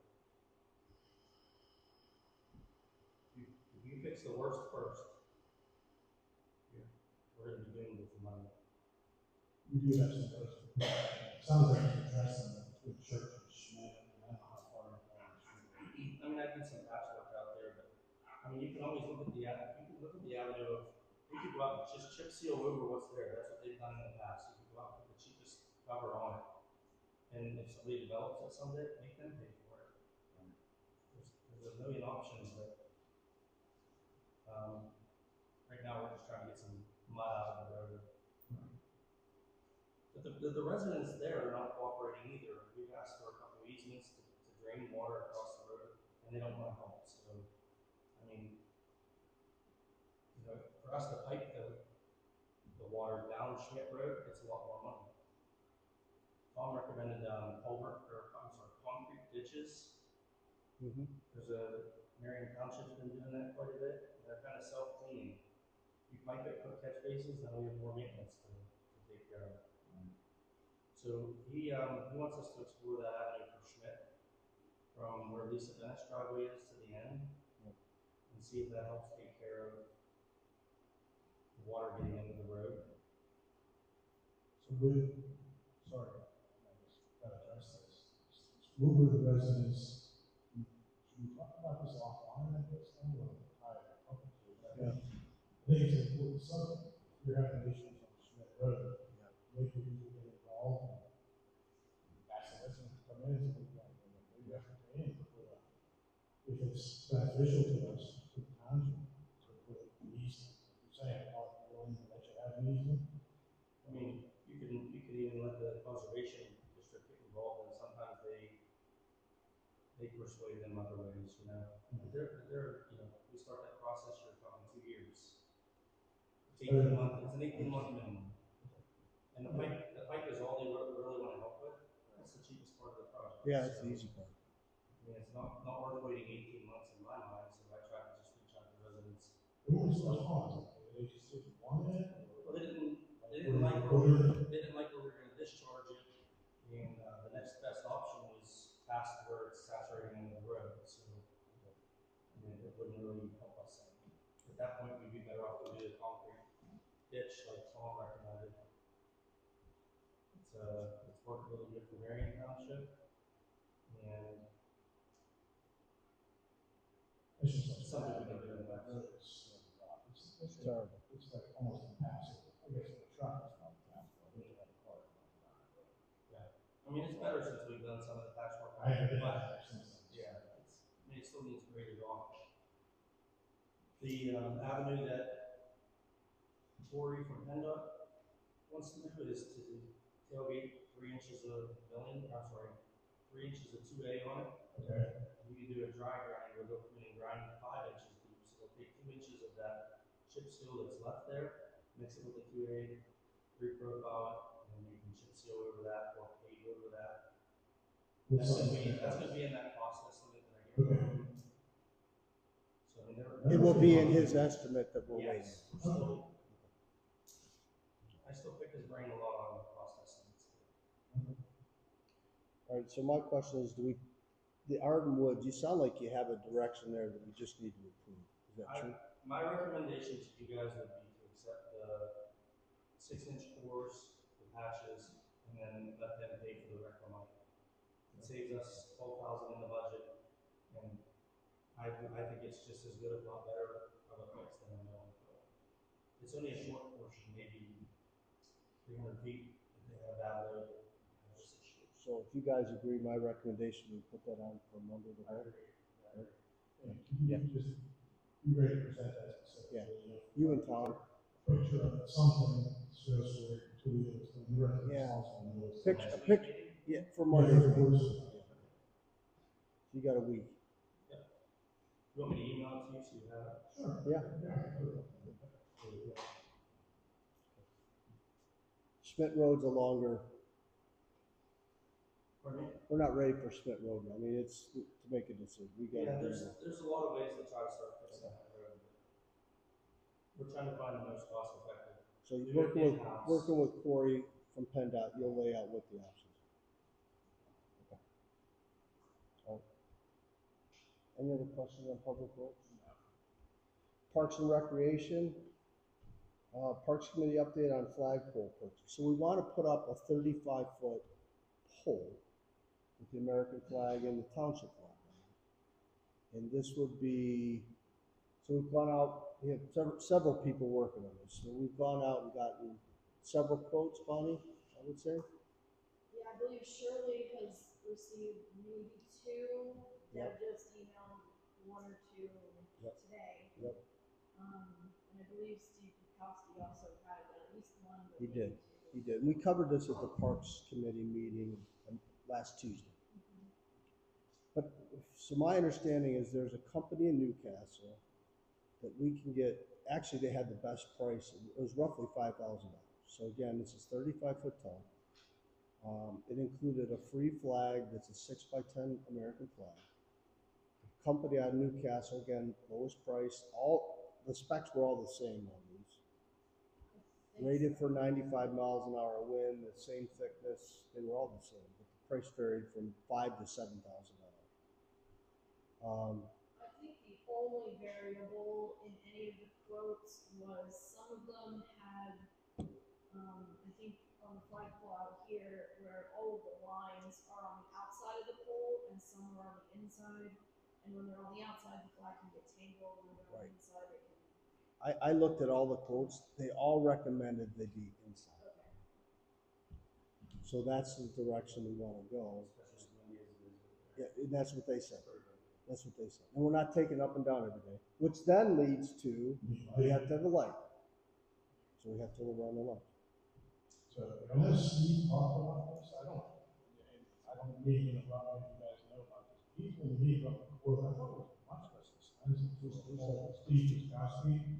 It was for pole, lights, and I actually have a flag on the 6x10 American flag. So I'm almost positive that the company from Newcastle is the one he spoke about originally. oh, okay. Originally. But I think there was some discussion about whether or not they were the best option. Like I said, there's multiple quotes. So this is really in the Parks Committee, their hands.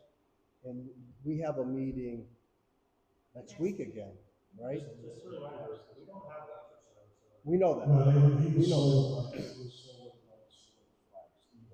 Steve ran all by it, he can't do it. This is not one of those ones I think I'm gonna get around too long. No. Let's just make a decision on that. I have the call, if you just want to pick whoever you want, at the next board of supervisors meeting, so we can get this, get on the schedule, get this sold for the 4th of July. So the lead times were roughly 2 weeks. And installation was going to be done by Steve. Hensar Construction Okay. and Steve. Yeah. They were going to install That's what I was thinking of. That's who it was. Okay. it. So what I recommend is the Parks Committee needs to move forward on a lot of things. So we actually set another meeting for next week. I would let them vet all these quotes and come back to us and say, and if it's 2 weeks, our goal is to have it there by July the 4th. We're running out of time. That's why we're going to meet next week. I would just ask, let them know that they need to make a decision at the meeting. Because it's not going to be before them. Is that okay?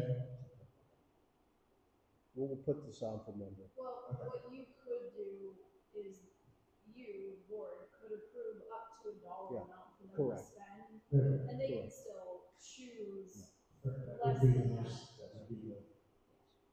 I'm good with that. Okay. So let's put that on the. Okay. I have a question. Anybody put a requirement that the flag has to be made in the US? My flag, you use my flag. Mike's you're gonna donate the flag? I already agreed with the flags. Shirley gets them from Royston's office. Oh, 6x10? Yeah. Pardon? Okay. You got 6x10? We're not sure of that. She's looking. Yeah, make sure it's maybe no Chinese. What about the pole? Yeah, about pole. Or anybody steal anything? Yeah, good luck on that. It's probably- They're all aluminum, I think. Yeah, they're probably aluminum poles. All right, moving on to Parks Committee update on Community Day event. So we are going to have a Community Day on September the 26th of this year. Want to give some color to that, Bonnie? Well, I think there's still a lot of decisions about what has to be, or what will be included. It sounds as though they want to have a lot of activities for kids. There's discussion about whether or not they may or may not be able to get a Black Hawk helicopter to land. There's also discussion about, do you want to have any touch a truck component? But Jackson Township's touch a truck is the same way, so unsure.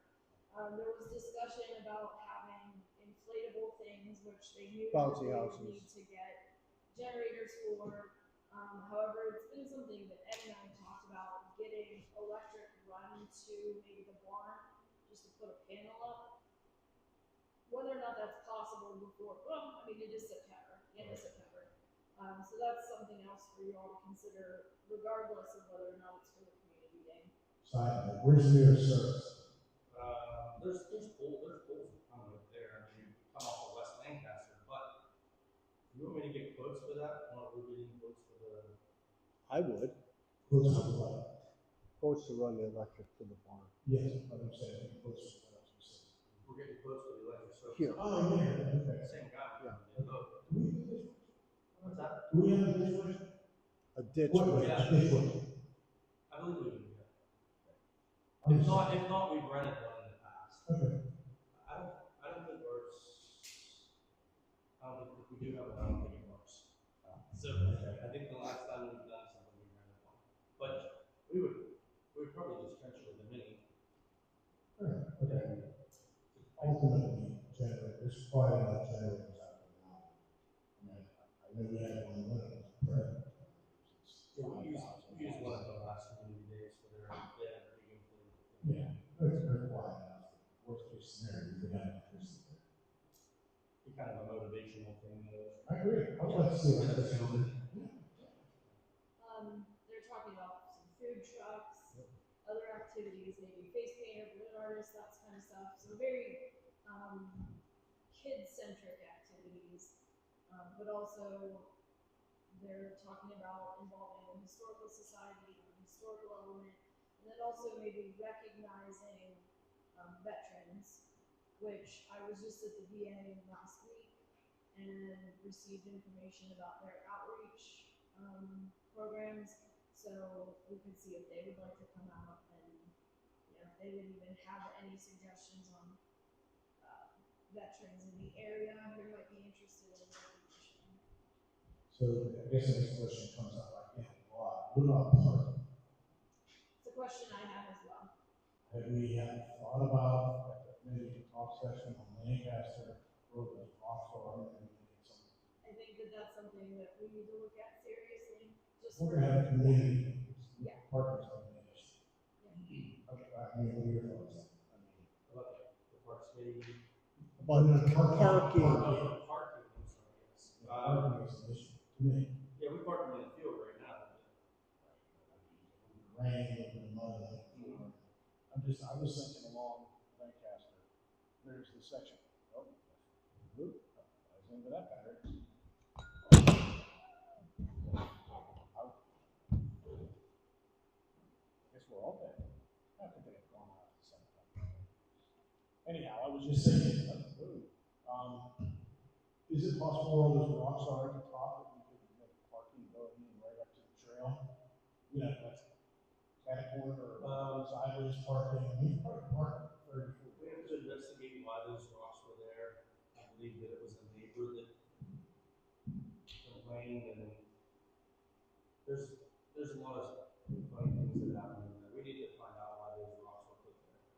I can find out the official answer. Regardless, if it's not anything to stop us, would that be a possibility to make part? Yes. Okay. I just thought, I mean, again, ask that question a lot. You'll have cars crossing the walking trail. But maybe there, I'm just saying. Put up some cones and it'll be fine. Yeah, I think it would, because you get a little bit of money that for, you could really make less sense to do.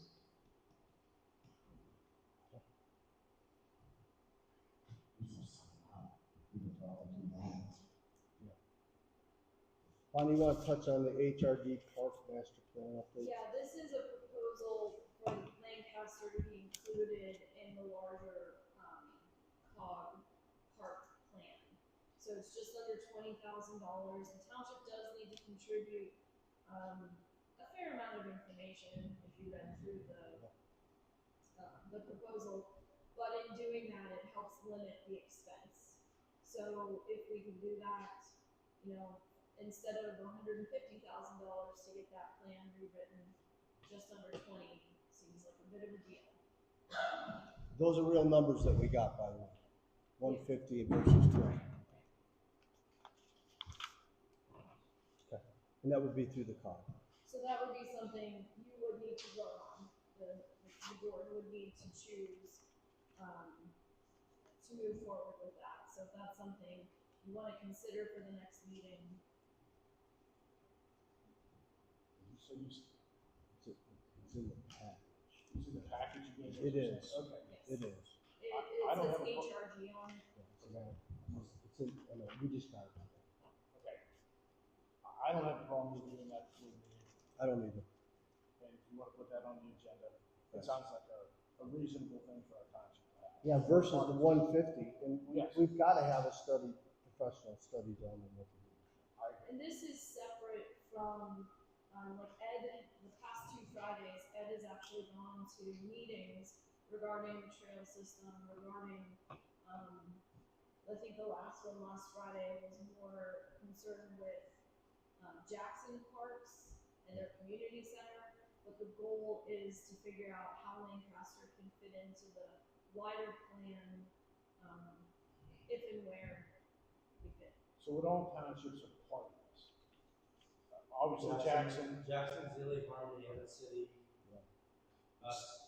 And one of the other things that they presented at this last meeting was a position that would be kind of a leader, kind of be like the director of all the parks. And they would organize things such as Touch a Truck Day versus our community day, where they wouldn't overlap each other.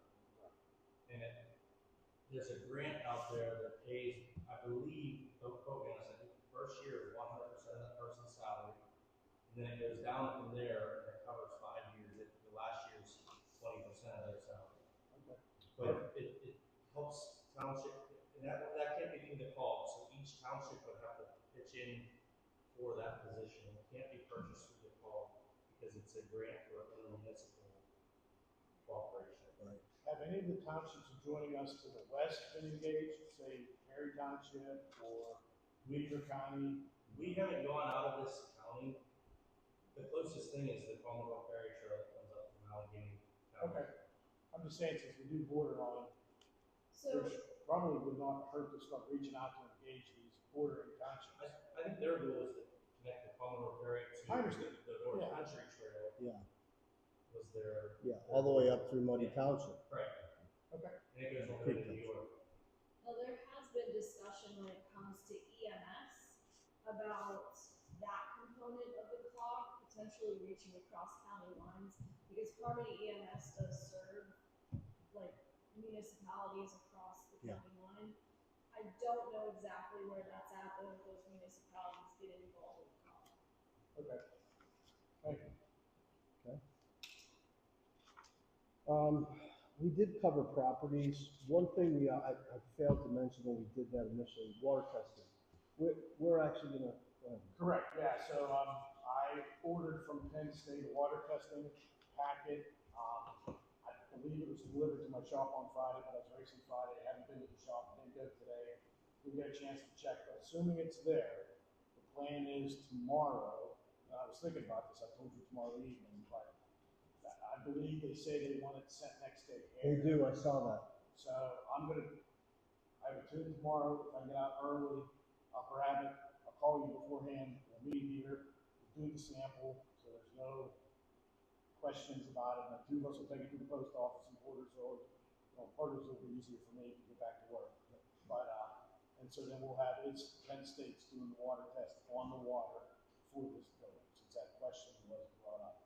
And also, I believe that there was another question concerning the septic Bonnie had brought up, but I believe we already had our SEO over here. And my understanding, he said there were no issues. They didn't know what Leachfield was. They think it's under the parking lot over there, but there was no apparent issues. So Yeah, how far I think do you want to go into it? The question was simply capacity, is what I was asked, so, We can find out, we can have a pump and. Do you know where the tank is? The tank's right here in the parking lot. Okay, yeah, so do you know if it's a 1,000-gallon tank or? No, we don't, nobody knows. Oh, it's never been pumped? Nobody knows. I've asked a couple people that, and I looked at the fire station too, so we have both capacities at the same time. So do we want to get that on the agenda for approval on Monday? To pump them? Yes. Pump them, yes. I mean, it's like $100. I know, but I mean, we have to get it approved. Put it Sure, up. I'm just saying, just so that we have it. We're trying to, the question was brought up about the water and the septic, let's get this knocked out. So I got the water test, we'll have that result in a week. If we get it approved for you to whoever, to call the, whatever pumping service you're using. We've always used Dalton here. Dalton, who we use, so that's fine. They're usually pretty good, so as long as you know where the tanks are. We know where one of them is. Jim Copeland's finding one at the fire station, I think he's finding the overflow that's not. Okay. Which just holds the clear water until it drains out, it's like a distribution. Gotcha. Okay, so we'll make a motion at next Monday's meeting to approve the expenditure, and then you'll report back to us, Ed, on the capacities. Ed? Yes. Okay. So yes. Is that a yes? Elizabeth. Okay. We'll get that behind you. Moving on to 600 Perry Highway, loan payment and strategy and short-term plans for a sinking fund. Bonnie? I do not have an updated suggestion Okay. for you. Okay, well, we can table that to the next meeting. Other than, But we did make a payment. yes, we put money into the sinking fund. That was Should based get upon the us- last It meeting. should get us, I believe, to the end of the year. It is to the end of the We'll year. check, we'll double check that. And those here that don't know what a sinking fund is, or our sinking fund, what it is basically we're making interest payments on the loan for 600 Perry Highway. So that's a fund where we take the interest payments out and transfer them to the bank. So we're just kind of just paying interest on the loan as we go. So, sorry, I just. That's in our budget for that one year in the works. I think it was supposed to be on the same year. That's probably that state grant Yes, that was on it there. is. So It is. again, whether or not that was applied for, if it was, I think they've already announced It was. the on the fund. recipients, so. So can we even just kick some ideas? I know we probably want to get out of here, but we keep kicking at 600 Perry Highway down the road. So the loan payment strategy, can we come up with some options to discuss? I mean, I know we discussed it before. So for example, do we want to say, let's take out of our savings and pay half the loan off? Let's make a payment, a plan to pay $250,000 a year. Let's pay the whole loan off. Yeah, maybe for the next workshop, we can have something, we can schedule it out with the Okay. various options. Okay. I'm fine with that. And then I guess the next one leads into the garage roof repairs. I mean, I'm a big fan of fixing infrastructure. You know that? Yep. I mean, that roof needs to be Yes. replaced. I thought you were going to get. I was. It's hard to get guys. I So, cleaned them up. if we can get a couple quotes, Yes, at least it doesn't hurt to get a quote. that's all I was trying We to do. know what we're looking at, and look, we just talked about, we started the meeting with the fire station. They need footprint, right? If you could take some, do you have equipment in there? Yes. Yes? Mhm. Take that out and put it up here, Mhm. right? So It needs that- repaired, it's only gonna get, as time goes on, it's only gonna get worse and more expensive. So if you want me to start getting some people to come and give quotes for that, Yes? can we explore the idea of, while the roof is off, putting I-beams in there and eliminating the walls that provide those half bays? Just to add a lot more storage? I mean, I can find out with and without. I would do that. I would do, and Ed, I'm not opposed to improving stuff, but Yeah. right now, I don't know how it's gone this long without a roof on it, so I would say yes, do both, but at the very least, we have to get a roof on that building. I mean, that's another winter comes along, not to mention the rain. I mean, it's devaluing our property every day. Yep. And I did, yes, Bonnie, I did try, the guy said he was gonna come, and he said he was gonna come, texted me today, said he had a family emergency, said if you still need it, I'll go tomorrow, but. You It's know, okay, we're just looking for a benchmark. That's all I'm, Oh, so that we know how to bid it properly, because if it's over $100,000 or $200,000 or whatever it is to replace, would we want to Well, steel are we fund, because looking- it's asphalt right now, right? It's an asphalt. Yeah. Are we looking to simply repair what has fallen in, or are we looking to repair what needs fixed and then replace everything? I think we See us got, put a metal roof on the whole thing. I think that the very, this is my opinion, you guys have to decide for yourself, we've got to get a roof on the property. So I would like, if we have it in the budget and everybody's in favor for it, let's make it Taj Mahal, but obviously that's not gonna happen. So at the very least, we've got to make it for the roof. We've got to get it on the roof. There's parts that are rotted, there's a wall that I saw in there that's rotted, that's got to be torn down, replaced, if the structure needs to be, if it's more cost effective, Ed decides it helps him open that bay up, put beams in and knock that wall out, that's fine too, but I would like to see a bid for getting the roof repaired and the water damaged walls repaired, and if there's, I mean, I think there were trusses that were starting to rot. they are. You know, all that stuff needs to be taken care of. Yeah, they're just, I mean, their trusses are just 2x10s, so. Right, but it needs to be fixed. Yeah, absolutely, yeah. Luckily, it's not like we have to get real trusses right now or anything like that, so. Yeah. I mean, I think we should make that a priority. I We really should. do. It's just gonna get worse if that's more money.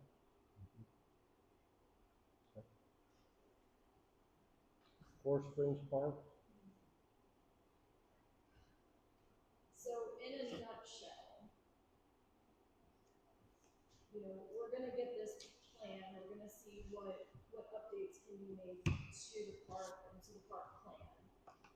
The more I've looked at all the various properties, the more value I see in building something new there for administration and police, as well as meeting space for these types of meetings. Something reasonable, something, you know, that's not gonna, you know, we don't need to spend $10 million. And then still being able to utilize this space for more, maybe for areas, things that we're currently paying rent for the historical society. We could save that money by putting them in the other building here, continuing to use it for storage. If we move public works to the garage, maybe the apartment and the house are still rentable. They could be income producing properties. I can tell you, it would cost a lot of money to make the house into an administration building simply because of accessibility issues. So that's a tough one. And then we still are renting for the police department. Yeah. So, I know that's not the, you know, the inexpensive option, but I think that there's probably less expensive options that could be looked at. Well, can I ask this of the supervisors? Is there any issue with us pursuing immediately the subletting of the house and the house next to the Herms house for rent? I mean, they have a separate septic, separate well. I have no issue with that. I have no issue. Look, we have a lease now with, we're not ready, it's not a shovel-ready project. No, it's We're not. breaking On ground. top of that, Tony's right. You're not gonna change that house. You're gonna have to put an elevator in. It's just not suited to be an administrative building. Now, one thing I was thinking, I mean, historic society, I mean, we're only paying $300 $350 a month. So, I mean, I was gonna say move them into Herm's place, but maybe we fix up one of those apartment buildings, put them in one of theirs, and I'm just, we have all this plumbing just sitting there doing nothing, and we've got a building with no roof on it. I mean, let's Take we're advantage. paying, what are we paying a month? $4,000 a month interest? Roughly. Yeah. So you guys, if we were to make a motion to make the two properties rentable, would you guys be okay with that for Monday night? Yep. Yeah, I'm Put fine on with the that. agenda? I'm On it, fine with please? that. Like you said, it could be a 6-month, 1 year. I'd make lease. it, we're not gonna have to. No, yeah, let's make what Okay. money we can. And the question had been brought up about, at the meeting when this was a concern, did it have its own well and septic? It actually does. This is- I looked at the plan, the report you sent. Yep. So there's actually 3 wells on the property, which is great, and 2 septic. They've all been tested. Phase 2 Yeah. is, everything's clear, soil, water. We're good. Put that in. Okay. I believe there's 2 taps already there on that water line. If, Oh, really? Oh, so one could be for the 2 houses, and one could be for the garage. you prefer ditch witch or the mini? Many. Okay, no need to replace I this think less, switch. I think less stuff. Okay, fair enough. Especially if we were gonna run 2 pipes or something. Yeah, and we have the tools to do it, and that's not that far. So now, if the apartments need cleaned out, renovated some way, do you want us to get quotes for that work, or do you want to? I personally, as somebody who rents rental properties, I would like to go and take a look to see how bad these actually are. It may not be worth the risk to the township, or the quality of people that it would bring in may not be worth. I don't think they need much at all. What'd you say? They don't need much at all. Oh, I thought you said they're pretty rough. In the garage. The Garage. are not rentable. The garage apartments are bad. The house is. Oh, the house, oh, I've been, yeah, no, those are rentable, I'm, no questions about that, that's what I just asked about. I thought she was talking about the apartments. In the I've garage. not seen the apartments in the Garage. building, well, no, I haven't seen the ones in the garage or the apartments behind the house. Oh, that's nice, that's We new. just put a number code on there. Yeah, they're just supposed to keep. Yeah, that's relatively new, that would probably not take much work. But I'd like to go in, I mean, maybe the 3 of us can go over there, or individually, just go, I mean, it's taking me through it, but they're pretty much rentable, the way they are right now. Unless you want to take something out, are there appliances in there? There are. Here's some, Okay. yeah. That may be something you want to remove. I mean, you can opt, when I rent something with an appliance, I say these are left by the previous tenant, and they're not our responsibility, The but brakes, the breaks you on your own. I mean, if they're in there, in order to dispose of them, the township will need to auction them off. So I would Okay, just. well, we can just do it the way I said. I just don't want us to have to pay to repair it. That's all I'm saying. Yeah, that sounds good. all right? Awesome. In a nutshell, that was it, Donnie, thank you. Public comment, anybody have comments? I guess I don't know what's that about.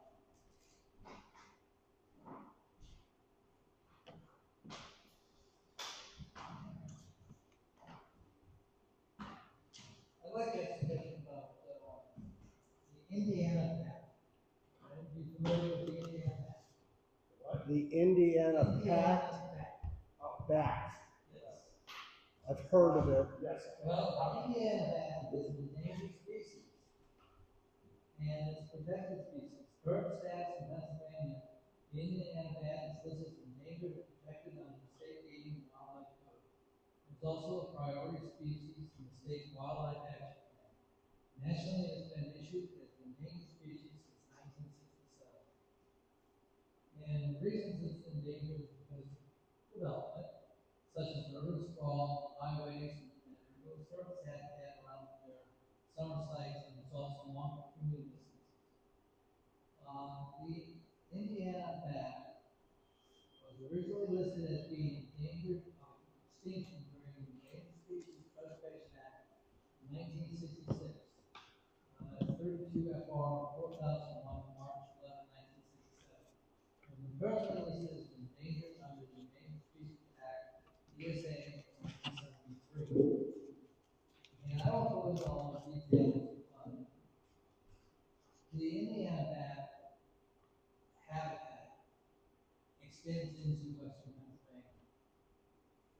And any potential habitat or actual habitat has to be cleared and reviewed by EPA certified biologists before you can disturb their habitat.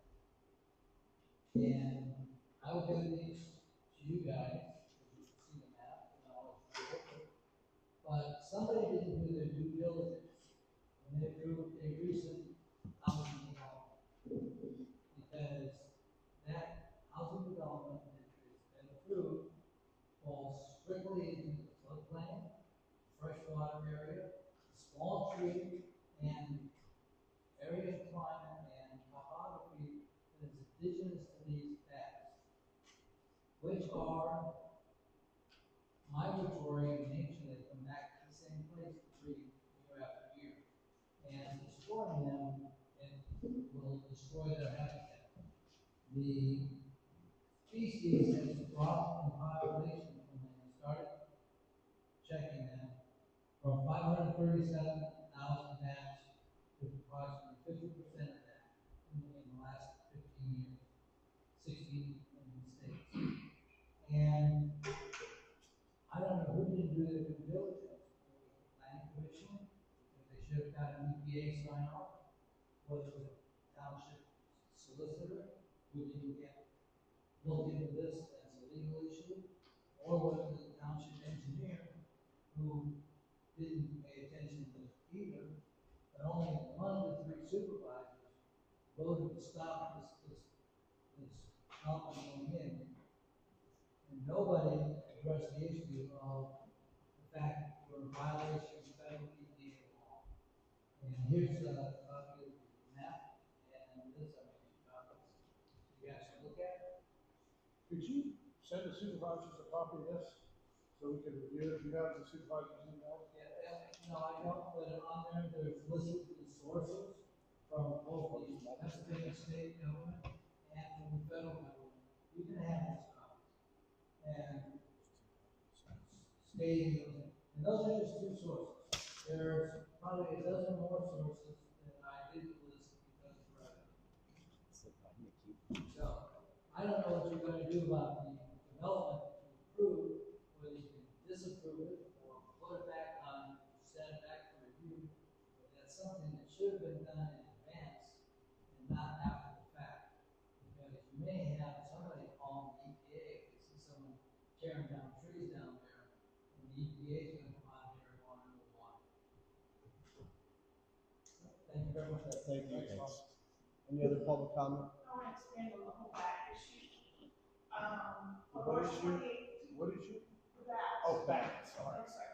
March 28th, 2018, Beaver Development came in that one day and knocked all the trees down on that third phase of Scenic Bridge on the Black property. They did that because they had to have all those trees down before April 1st because of the bats that are in that area. There are bat caves there. Then, on Arden Woods, Lauren Rogers knows this for a fact. There are bat caves at Arden Woods because they had to redo some of that land. They were supposed to have housing and everything up closer to the very first phase of Arden Woods. It was built in 93 or 4, I think it was, along Salt Works.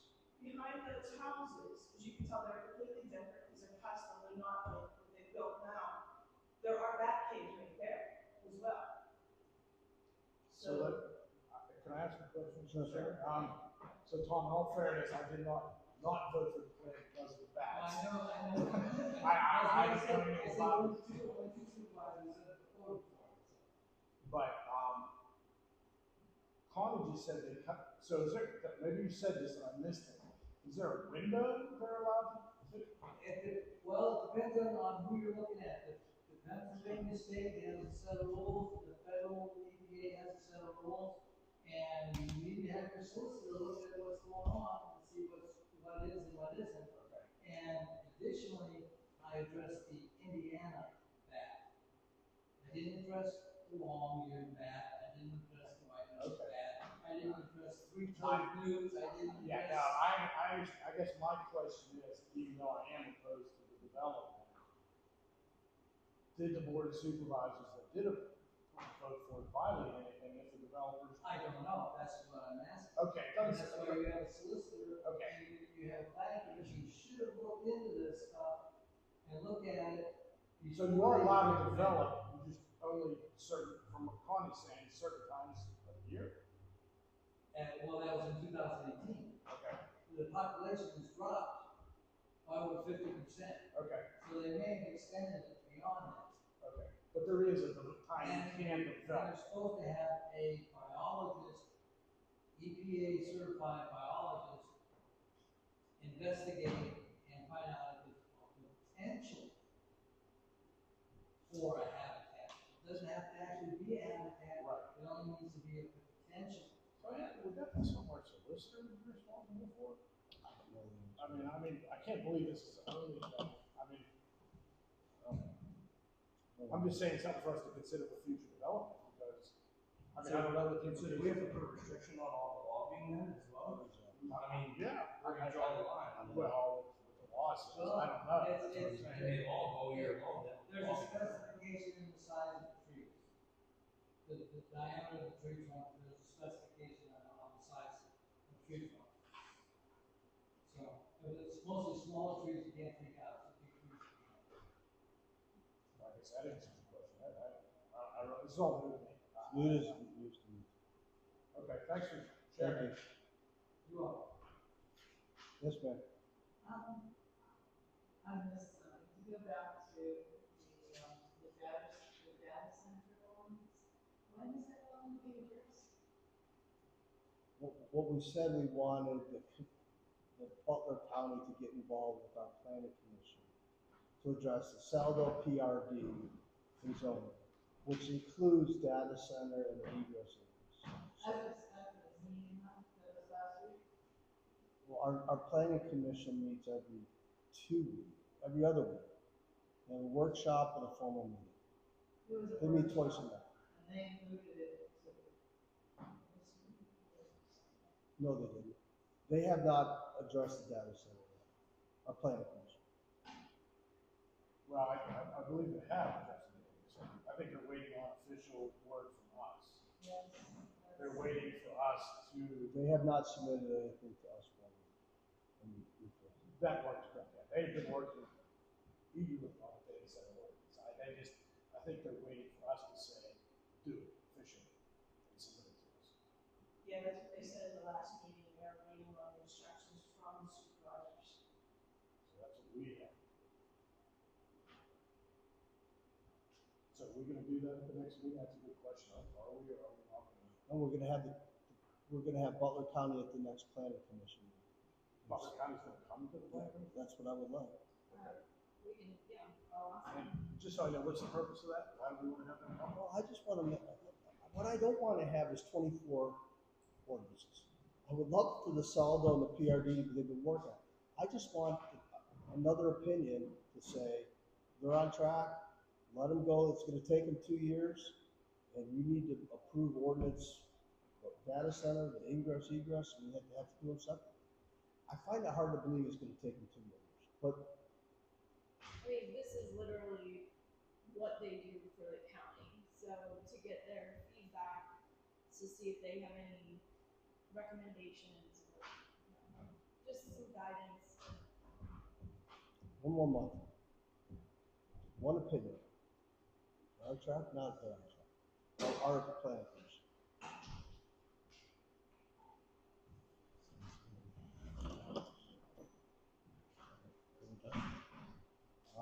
Any other public comments? All right, I'll make a motion to adjourn the meeting.